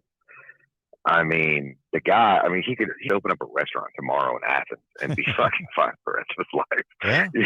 I say that jokingly, but I'm serious. Yeah. But yeah, I'm interested in that. And, I'm almost at a loss for words. It feels, listen, I'm in my late 20s. I haven't seen this. You know what I mean? Sure. I haven't seen it. And it just feels great to actually finally get over the hump. Was it the way that I wanted it to happen? As a Georgia fan, if I'm going to be honest, I'm not complaining. I'm just saying, I really wish Alabama was healthy. I do. I feel bad for, the wide receivers, Jameson and what's his other name? Gosh dang it. The guy that got hurt in the SEC. Yeah, I feel bad for them two young men. Yeah, it was Mechie. And I feel bad for him because, you know, that's one thing that you saw it on the sideline. You know what I mean? They were heartbroken. So I wish we could have beat a healthy Alabama, but a win's a win, baby. So I'm going to say go Dogs and see y'all next year. I'll still listen to you all season long because there is no off season with you, sir. But I'll see the rest of the fan base next year. Y'all be good now. Appreciate that, man. Have a good night. Congrats. All right, good stuff. Great to hear from Georgia people that are celebrating. And just think that those 4 numbers in a row will rarely be seen on college football channels like mine on YouTube anymore. 1980. It won't be there. Just you can't even bring it up. You can't. It's done. Stetson Bennett is Rudy. Well, if you really know the story of Rudy, there's not a real comparison there between a quarterback leading a team to a national championship and a guy that got on the field for like one play. But I get your point.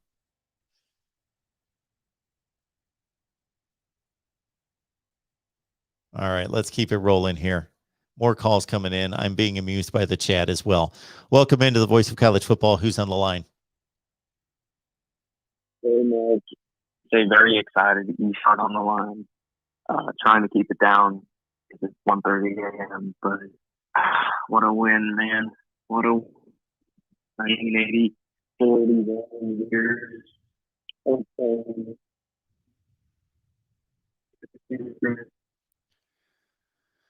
Sir, unfortunately, even though you're celebrating and I'd like to keep you on the line, we can barely hear you. Hello? Hello? Oh. I heard, is it better now? So we did hear that. Keep going. Yeah, so title. Can you hear this? It's a bit rough, but we'll keep it on the line unless we can't hear you at all. We'll give you your minute here since Georgia won the national championship. So, did you say this Georgia is the second best program behind Alabama right now? I think I caught that. Is Georgia the second best program right now? Yeah, I think that would be a reasonable way to evaluate it right now. There's no reason, in a sense, to say it's not the best program. That could be argued as well. But yeah, generally, not putting too much stock or over-evaluating one season. Yeah, number 2. Not much.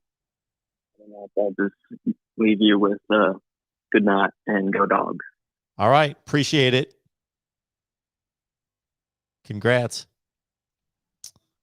All right. I guess I am finally catching up to the point in the chat where I was slamming my desk. Welcome into the Voice of College Football. Who's on the line?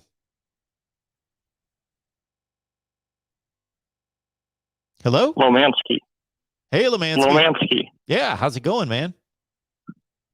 Good. Appreciate all you do. Iowa fan, Big Ten fan.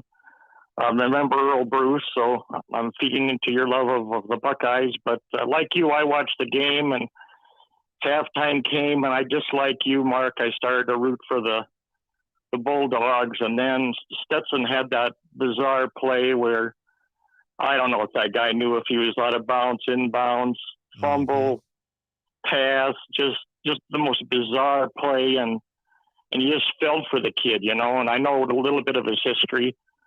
And it's such a celebration of college football with all the changes and, you know, NIL. And here you got a kid that just loved the school and didn't quit and left and came back. And what a wonderful celebration of college football to have Stetson Bennett go out that way. It was almost a privilege to watch the game. So I'll just listen to your comment.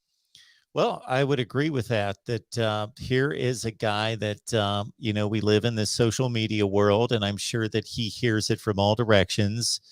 And that's kind of what is somewhat difficult in what I do is I want to give a fair and honest evaluation without slamming the players at the same time. So I try to balance that to a certain extent. But, I've even had exchanges on Twitter just in the last week or two with people just when I see them just so harshly and disrespectfully and crudely just attack this guy.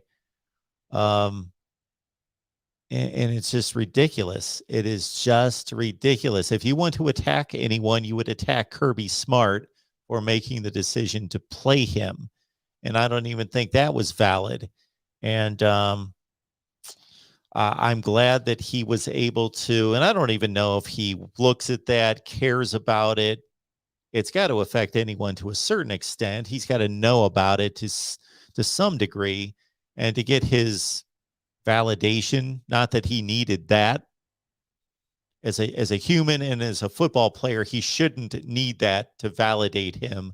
But we all know, just from a winning standpoint, he did, and he got it.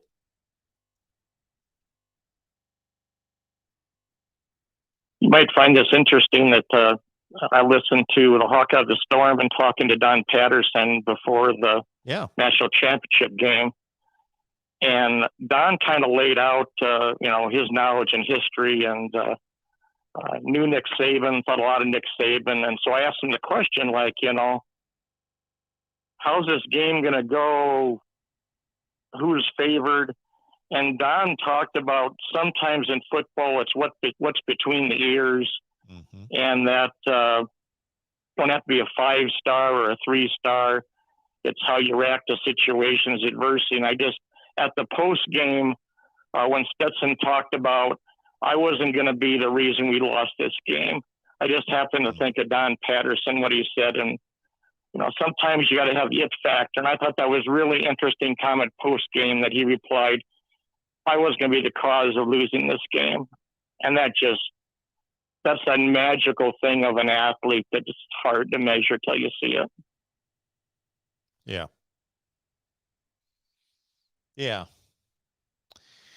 And, that also tells us what was probably what he was processing over the last 37 days is that he probably was blaming himself for the SEC loss. If that's what was going through his mind during that sequence, then I got to think that he was blaming himself for the conference championship game. Thanks for your time. I'll let you go. Well, I appreciate it. You have a good night. Thanks for the call. Thank you. Georgia is the national champion of college football. They finished the season at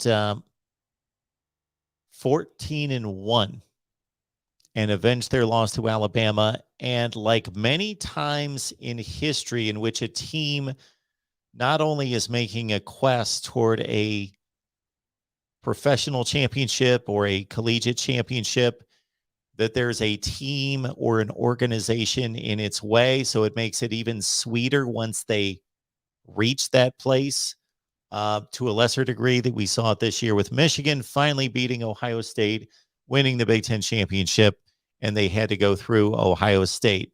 What also comes to mind first and foremost is the Red Sox had not won a World Series since 1918, lost in the most brutal way imaginable in 2003 to the Yankees. And for the Red Sox, had the Yankees been out of the way that year, had they not been a good team and just not made the playoffs, and the Red Sox would have finally won a World Series, yes, that would have been sweet. They would have won the World Series. But to do it in the manner in which they did, going through the Yankees, made it even better, much sweeter. Similarly, this year, think about if Texas A&M, after they beat Alabama, let's say if Alabama would have lost another game, and let's say somebody else would have gone to the SEC championship game, Ole Miss, Texas A&M, and Georgia would have gone through to win the national championship, but not beaten Alabama. Yes, they would have their national championship. It would count. It would be just as valid, but this was the way to do it. They got to slay the dragon. Next up here, the voice of college football. Who's on the line?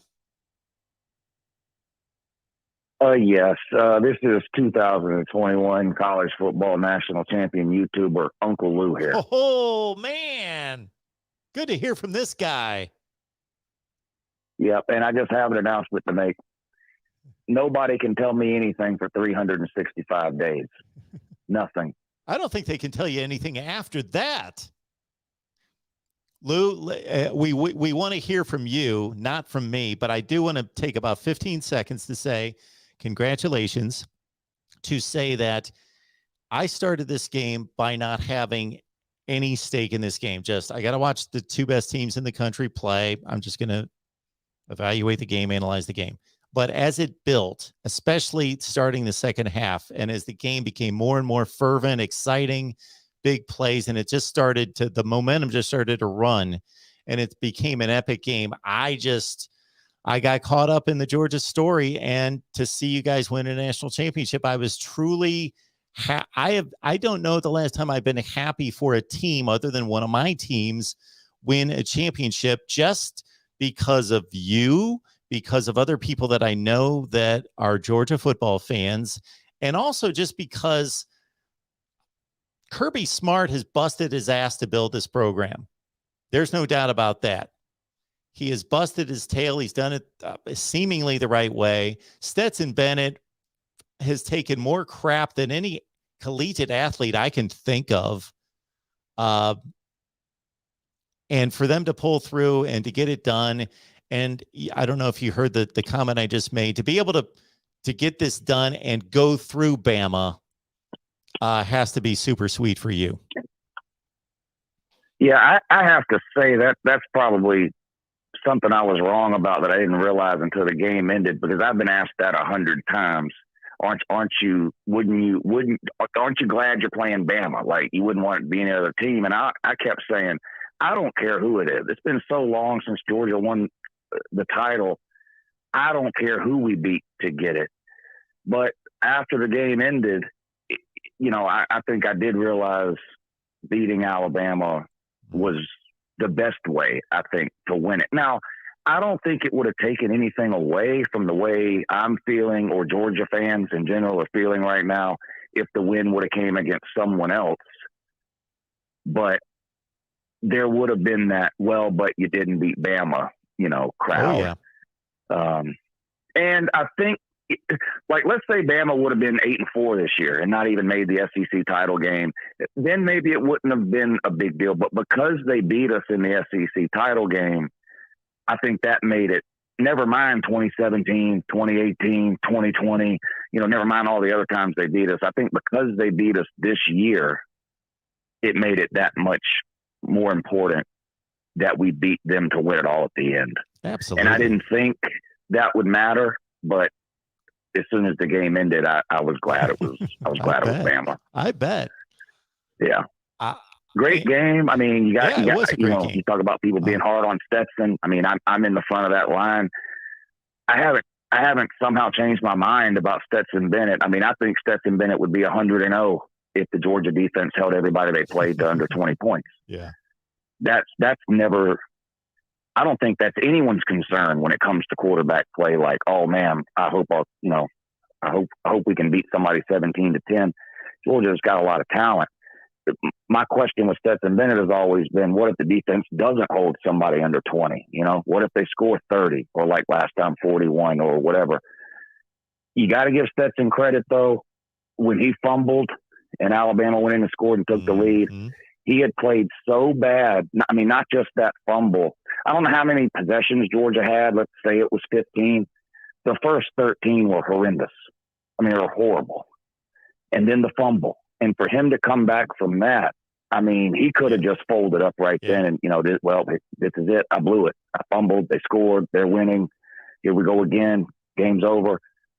But then he came out on the next two drives and played great and won the game, and then the pick six at the end. And, so it is a great story. I mean, you got to give him credit. I made the comment earlier, when Georgia was on offense, Stetson Bennett was the least talented player on the field. Mm-hmm. But he doesn't think that way. you know? And I mean, I wish everybody had the heart and the mindset that a Stetson Bennett has. Yeah. You know, I wish every 5-star had that same mindset. You know, that can't be denied. There's nothing I can't do. That kind of mentality. Sure. You got to give him credit. I mean, he's going to go down in history at UGA as a national title winning quarterback. And we'll see what happens going forward. I think he should ride off into the sunset, but we'll see what happens. Should. Was it going through your mind, considering what you've had to endure 2012, 17, 18, etc.? Was it going through your mind when Bryce Young, that was the first series of the game, right? The Jordan Davis hit on Bryce Young. Yeah. That scoop and score. What would have been a scoop and score. And versus what Stetson Bennett, two quarterbacks that are like, I got to imagine if you're in that situation, you got some crazy freak athlete who's got you wrapped up and you're just trying to do anything you can to get rid of the ball.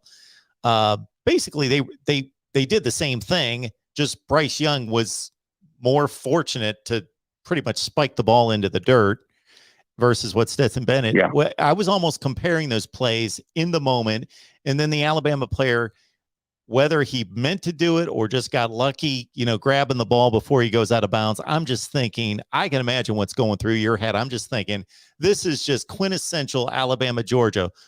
They do the same things on defense, but Alabama's getting lucky to be able to get and the correct calls were made, but just that they're benefiting. Well, Georgia got, ripped off of their TD. Yeah, like you said, it's not that it's the wrong call. It's just like, man, it just seems like the bounces go Alabama's way. Going back to the SEC title game, Alabama, I think it was Bryce Young, had like a 20-yard run where he fumbled, and the ball was on the ground for like what seemed like 10 seconds, and Georgia players were playing hot potato with it, and it falls in Bryce Young's lap or whoever it was, and you're just like, man, can some of these things just bounce Georgia's way? Because as a Georgia fan, we have the mindset going up against Bama. Okay, we need things to go our way. We need to be the one that gets the special teams break, which we got with a blocked field goal. We need to be the team that gets the weird turnover, which Alabama got with the defender. I think didn't even know it was a fumble, because he was kind of nonchalant over on the sideline, wasn't hurrying or anything like that. It's just kind of the ball bounced right to him, so he grabbed it. It's almost, I think he thought it was an incomplete pass too. Mm-hmm. But he grabbed it just in time and got his foot barely down on accident, and there you go. It's Alabama's ball, and it's just like, God, here we go. We're going to find a way to lose it again. How many people have And Georgia's offensive line in the second half, I mean, we couldn't run the ball at all. Yeah. We could, in the first half, second half, fourth quarter, especially blowing Alabama off the line. I mean, James Cook ended up with like 7 carries for 70 yards, something like that. I mean, it was a great game. Hey, Lou, a great game. If I've taken a zillion comments in the last month about this, you've probably taken, 1,000 times more than this. How many people have trashed your defense since the SEC championship game to say, oh, see, you didn't play anybody and you guys were overrated and all that. And look, tonight they gave up nothing but field goals and a 15-yard touchdown drive that maybe shouldn't have even happened. And I never bought into that. I mean, Georgia's defense, for whatever reason, had a really bad game in the SEC title game. Not much different than Alabama's offense had a really bad game against Auburn the week before the SEC title game. That didn't mean that Alabama's offense was terrible. They just had a really bad game against Auburn. And Georgia's defense had a really bad game against Alabama in the SEC title game.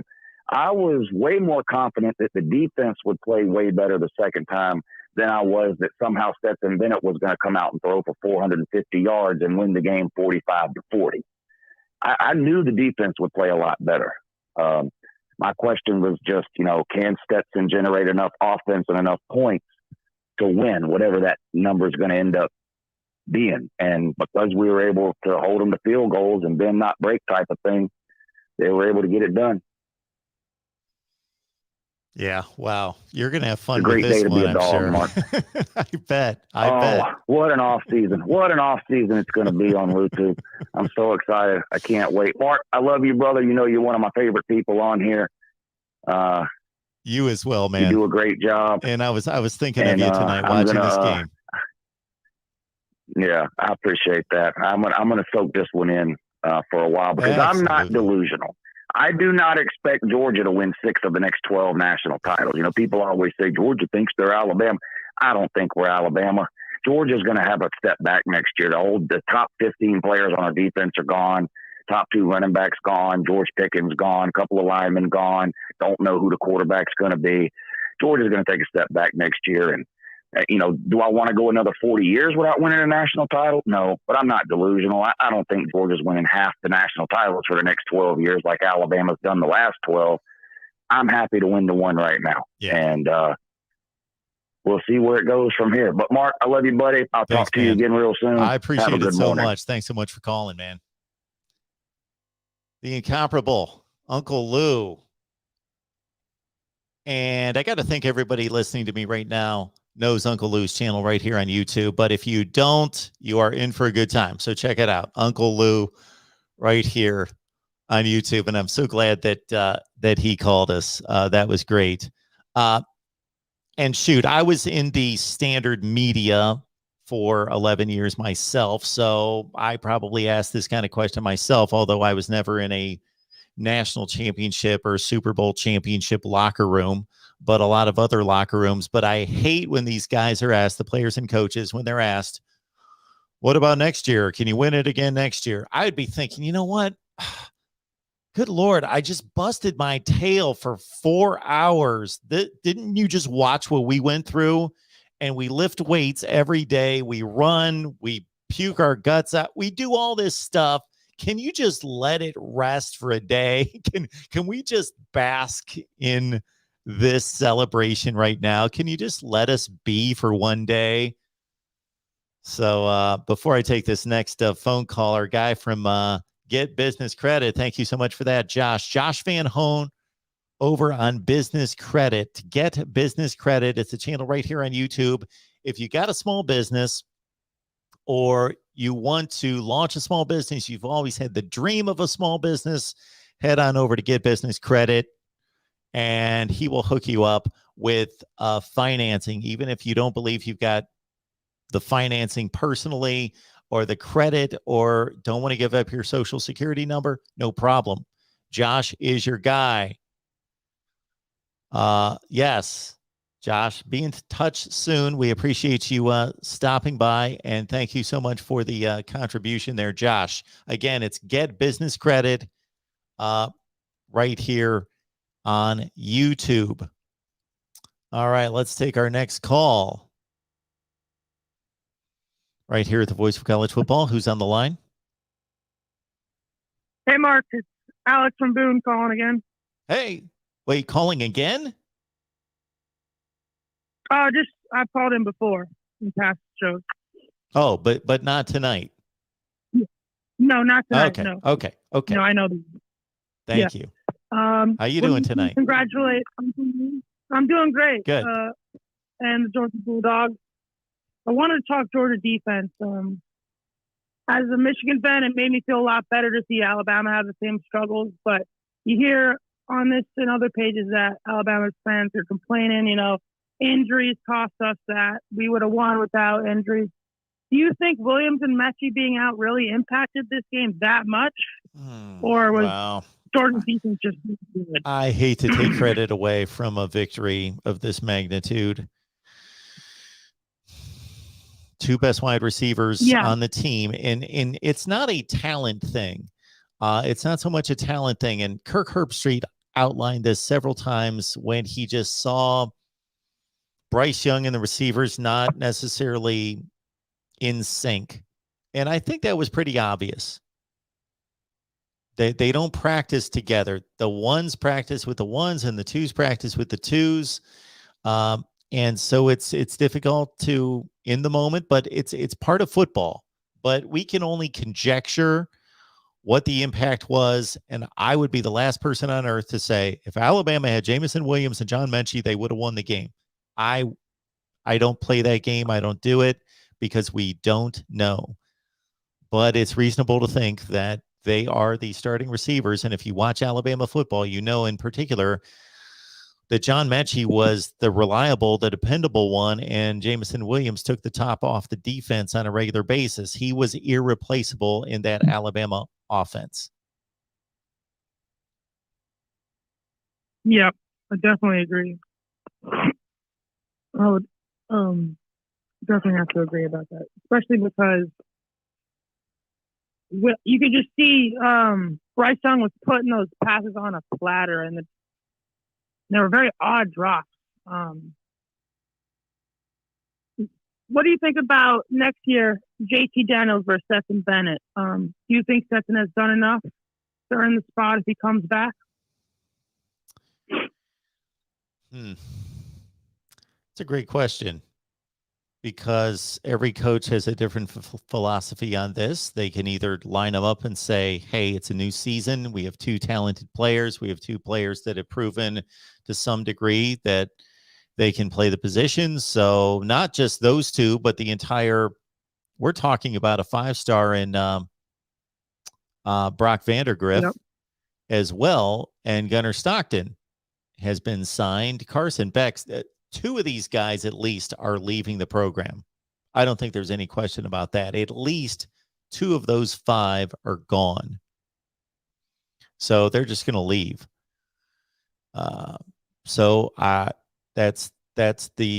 That's why Kirby Smart makes $8 million a year. It's to decide whether he wants to lead a program that says Stetson Bennett earned the starting job. He won a national championship and played well in the national championship game, relatively well. And so he earned it, and he's the guy.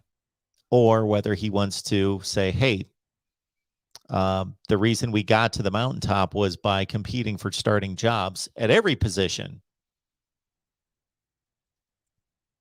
Yep. And I really don't agree with it.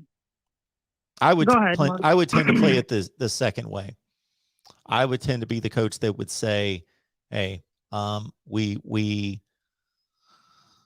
cherish what we accomplished in 2021, and we thank Stetson Bennett for that. Absolutely. But he's going to have to go out and earn his job. And I'm going to select the best quarterback in August of 2022 to be the quarterback for that season. Yeah. And I think I've heard some people comparing this situation to like Jake Fromm and Justin Fields and not wanting to lose Justin Fields. It's weird how Stetson Bennett on paper should be nowhere near as good as Jake Fromm on all his measurables, but I think he's much superior. So it'll be interesting to follow that. Thanks for having my call, and have a great night, Mark. Hey, thank you. Appreciate the call. Have a good night.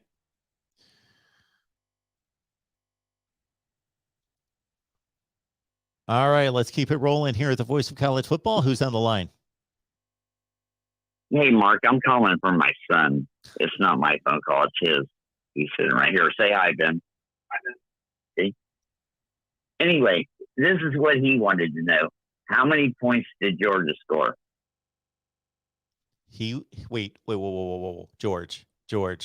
Come on, go along. George, go you know along I with love it. you. They scored 33 Okay, points. so we're setting this up for some kind of knuckleheaded joke. Okay, Oh, 33. absolutely. Here we go. I 33. waited like 30 minutes. Georgia scored 33 points, right? Yes. What is the number of their quarterback? 13, right? 13. Yes. So, that's how many moon cycles in the year? In the moon cycles of the year, in the Bible story, and God and Satan, all that, it says a third of the angels were thrown to the earth. It was 33 and a third of them. And the score ends up 33, and the quarterback's name was 13. Hey, I'm going to look into this and report back. I think I'm onto something, Mark. Georgia. It's going to be like, what's that guy's name, Tom? We're going to do a Da Vinci Code with you on this. You do that, George. Your mind works like no other. You keep working on that. Hey, listen. Yes. Even Georgia fans love me, so I'm okay. I'm cool. Good night, George. Love you. Oh, man. George. Breaking the rule, calling twice tonight, and then he calls in with that. Welcome into the Voice of College Football. Who's on the line? Hi, I'm Bryson from Chattanooga. Hey, Bryson. How you doing? I am absolutely in a state of euphoria. Well, that's great to hear. I'm glad I had an you're amazing calling night. us.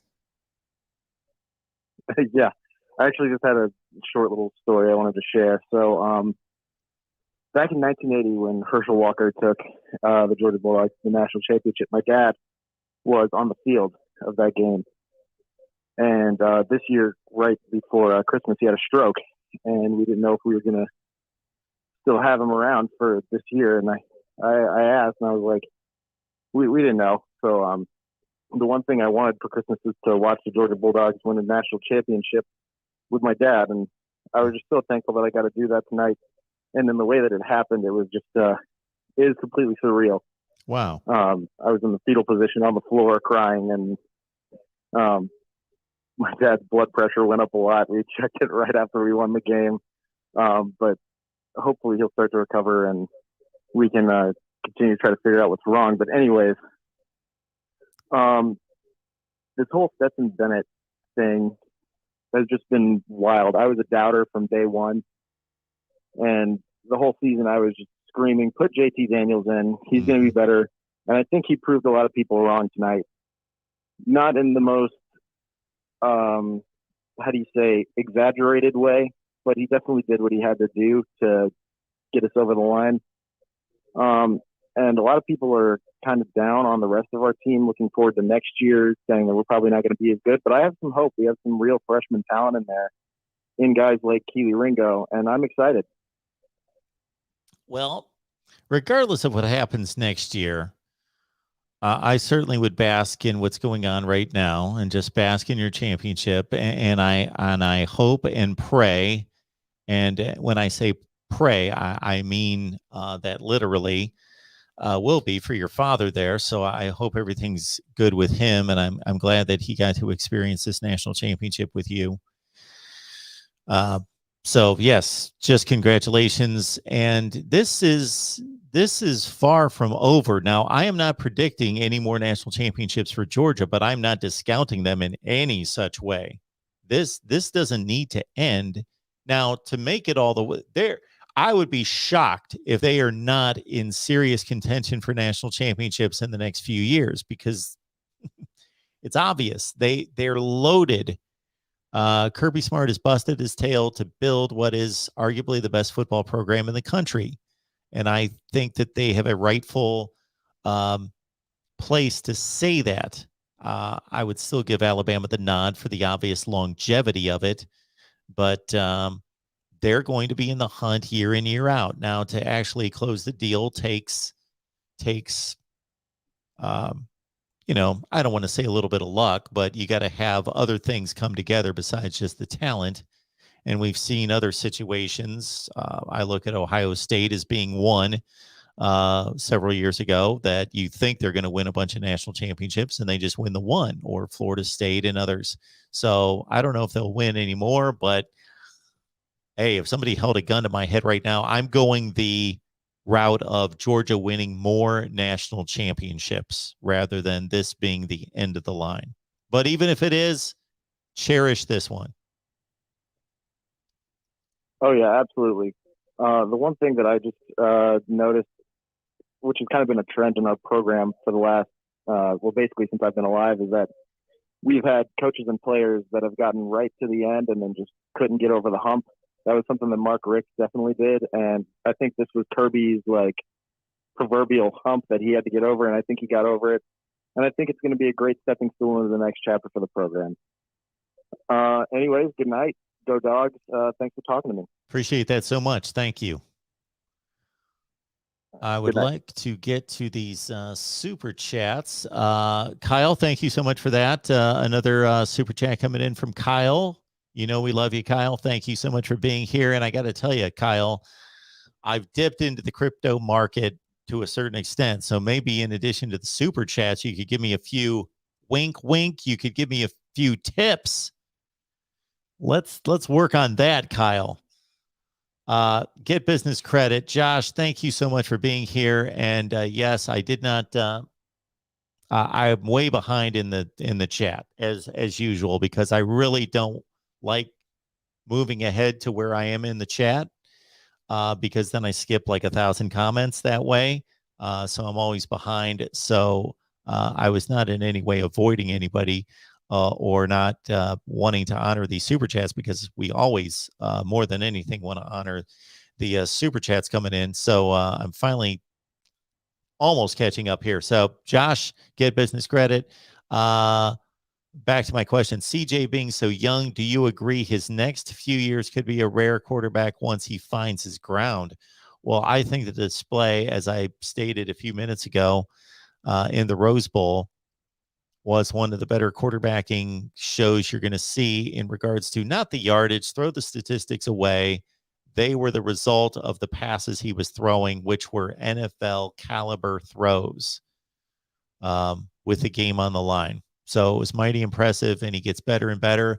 And what they talked about, and we've heard from various sources, is that with him, it's more about that he's become a leader. He's growing into himself. He's kind of a sensitive kid. And I say that not in a derogatory kind of way, but not necessarily that being the best trait on the football field is being a leader of the team and worrying a little bit too much about what others think. And he's getting past that. And therefore, he's becoming a much more confident, thick-skinned individual, in addition to the physical talent that, again, was on display in the Rose Bowl, unlike any other game that he's played. And not just looking at the stats, looking at the throws. All right. I believe we've got another super chat to pick up. I'll see how many folks are on the line, and we will.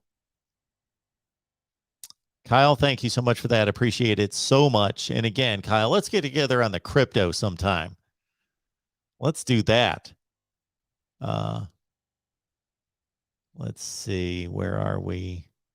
Let me pick up this other super chat before we get to the next call.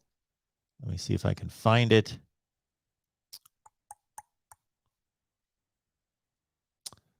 Uncle Rico, appreciate you being here, man. Thank you so much for that. Kyle Pickett is guilt-tripping people for not donating enough. So here is 10. Now my dog won't have food for the week. Go dogs. Uncle Rico, be kind to your dogs. Be good to your dogs. We don't want anything to happen to those precious dogs of yours. Would like to know what kind of dogs you have. My son is a dog trainer, and he's a good one. Welcome into the Voice of College Football. Who's on the line? Jerry W. Jerry. Yeah. What's going on? Well, I just got done watching the game like you did, and just on a real high. I thought it was a really good game. I'm a Kentucky fan. I love the SEC. So I really didn't care who won. I just wanted to see a good game. And I think it was a very good game. And I want to congratulate the Georgia Bulldogs.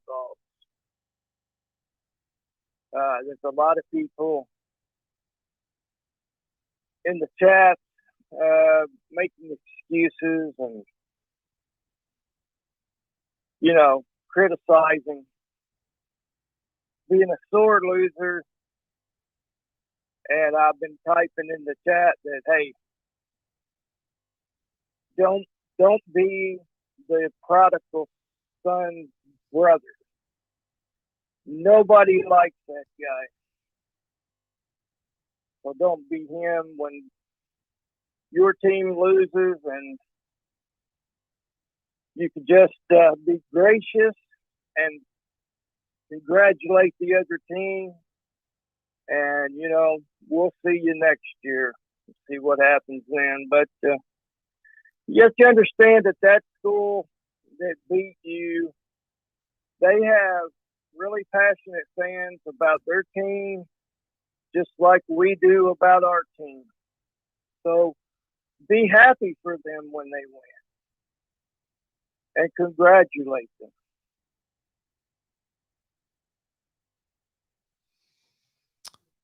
Well stated. That's the spirit of college football. We get down here, and of course, you're going to go after your rival and other teams, and you're going to defend your team and go after their teams, and we have fun with that. But when it all comes down to it, hey, they're just out there playing ball, and we're just people having a good time. Yeah. Another thing I want to talk to you about, Mark, is it's kind of a dilemma going on with the new national champion, with the University of Georgia. If they go after Caleb Williams, then most likely the next year in the 2023 class, Arch Manning is going to commit to Alabama. So if they get Caleb Williams and they lose any chance of getting Arch Manning, and Arch Manning, he is saying that the schools that he enjoyed visiting the most were Georgia and Alabama. So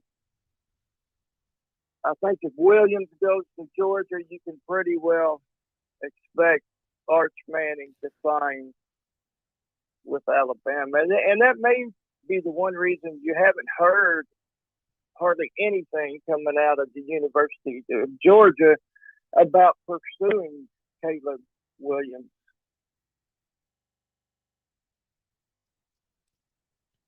Well, if everything you're stating is accurate, then if I'm Kirby Smart, I'm good with my quarterback room right now. I'm probably going to lose 2 of the 5, but I'm still good with that quarterback room because it's as good as any in the country. And I'd rather have Arch Manning sign in 2023 than have Caleb Williams now. Okay. Is that because you think Arch is that good, or you just don't think Caleb is that good? Well, I think Caleb Williams is a tremendous player, and he's proven to be good to a certain extent. I think the ceiling on Arch Manning is greater from what I understand. I've not watched him play, but I'm just going by what other people say about him, people that know football. And also that I just think that their quarterback room's in a place that they don't need to continue to. It seems ridiculous because my advice to most programs is to stockpile the quarterback room because you're going to lose a few of them. So the strategy that you've got to have at this point is to stockpile them. But for Georgia, my goodness, it's not needed. It's not necessary. I don't know if he's going to be the best quarterback on their team.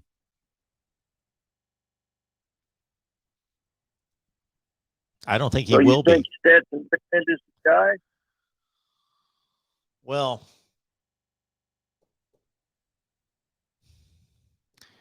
they are going to be just as good. They're going to be just as talented next year as they are this year. I'd have to go through and see who they're going to lose to the NFL draft and try to make that assessment of how good they're going to be.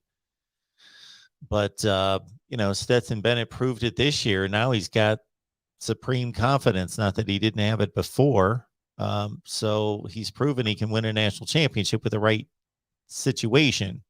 I'm not saying he can carry a team to a national championship. He's not Cam Newton, but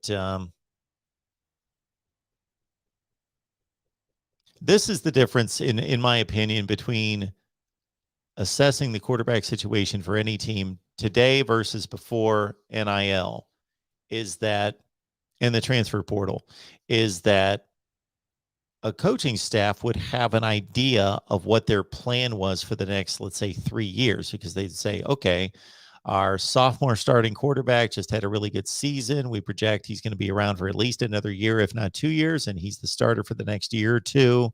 He may be good enough to leave early for the NFL draft. Okay, we're good there. Our backup just finished up his redshirt freshman year. He's developing really well. We got him in line to start 2 years from now, and then we got a third, and they could plan. But the way things are happening now with guys jumping in the transfer portal, the best plan is just to grab as many talented players as you can and just assume that if you over recruit, that a couple are going to leave, but that's okay because you got 2 or 3 other ones. Mm-hmm. Yeah, I watched the game on ESPN when Vandergrift played against Gunnar Stockton. Yep. And those Stockton is a year younger than Vandergrift. They beat Stockton's team. Both quarterbacks played well in that high school game last year. And I thought Vandergrift looked good in the Georgia spring game when he got to play a little bit. Yep. I don't think any of them are up to the level of Caleb Williams, though. Okay. All right. Yeah, I haven't seen him play. I have not seen him play. I've seen Caleb Williams play. I've also heard that Caleb Williams and some other quarterbacks are afraid to go to Georgia because of the way that they did Justin Fields. Yeah. That is still working against Georgia when it comes to getting elite quarterbacks. Well, it hasn't been an issue in getting a couple 5 stars that are in the room right now. Well, I appreciate the call, sir. All right. Thank you. Have a good night. All right. We got 2 folks on the line. Let's take these 2 calls, and then I'm going to shut it down for the night. Why don't we do that? Welcome into the Voice of College Football. Who's on the line? Hey, this is Jim Gallagher. Hey, Jim. How you doing? I'm doing well. I'm going to keep this short so you can go ahead and get off the air and go get some rest. I thought we watched a really, really good football game tonight for 3 quarters. And I'm going to say something I haven't heard anyone else say so far. I think about at the 10-minute mark of the last quarter, it was pretty apparent to me that the Georgia offensive line had our D line whipped, physically whipped. Mm-hmm. And I think that was the turning point in the game when the Georgia running backs started picking up 5, 6, 7 yards a clip. That meant that our D line was just wore out. And they whipped us physically. And really throughout the game, it was tight all the way on both sides of the ball until that point in the game. And I want to congratulate the Georgia Bulldogs and Kirby Smart on having the win tonight. And I want to say that the Georgia Bulldogs have a great football team. And I'm not ashamed or embarrassed about anything Alabama did because those kids played their hearts out tonight and they just came up a little short. Well stated, sir. Appreciate the call. Mm-hmm. Have a good night.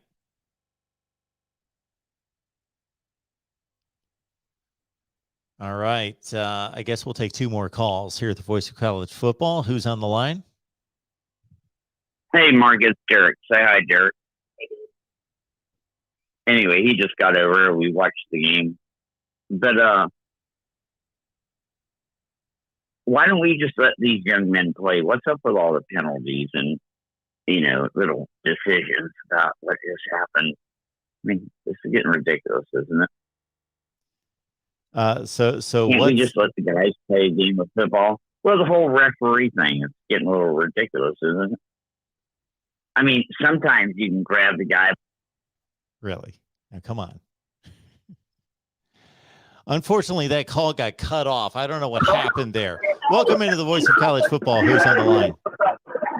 Hey, Mark, it's Michael. How you doing, sir? Michael, what's going on?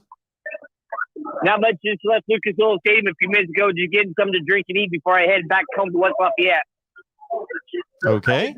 Yeah. So how'd it go for Yeah. you tonight? So just to let everybody hang on just a second, Michael, just to let everybody know what Michael's talking about here. So Michael worked as a freelancer for ESPN at the game in Indianapolis tonight. So it's a little bit loud behind you, Michael, but yeah. so how'd it go tonight? Can you hear me? Yes. How'd it go? It was good. Good. It was good. And I was thinking, I was surprised that nobody scored a touchdown in the first half. It was a defensive struggle. Then I guess on that long, when they had that, White had that long 67-yard run, it's when things started going. And I'm surprised it took so long. But I got to give it to credit for Stetson Bennett having a hell of a game, back-to-back games. Yes, he certainly did.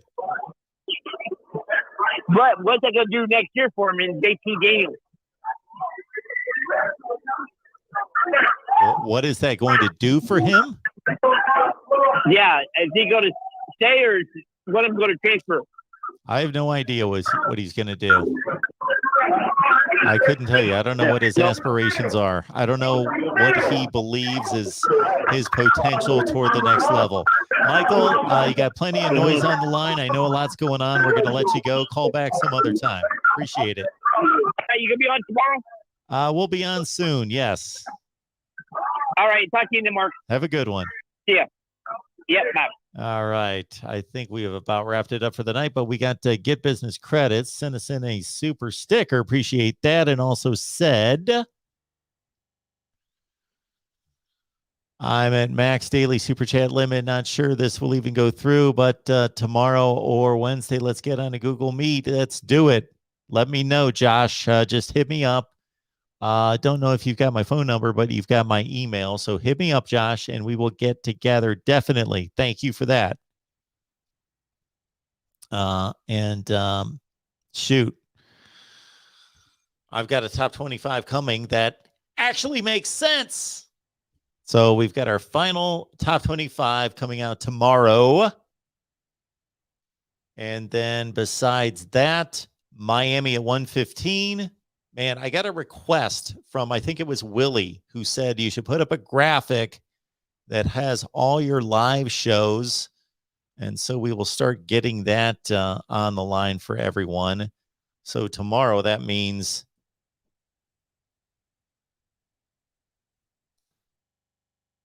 at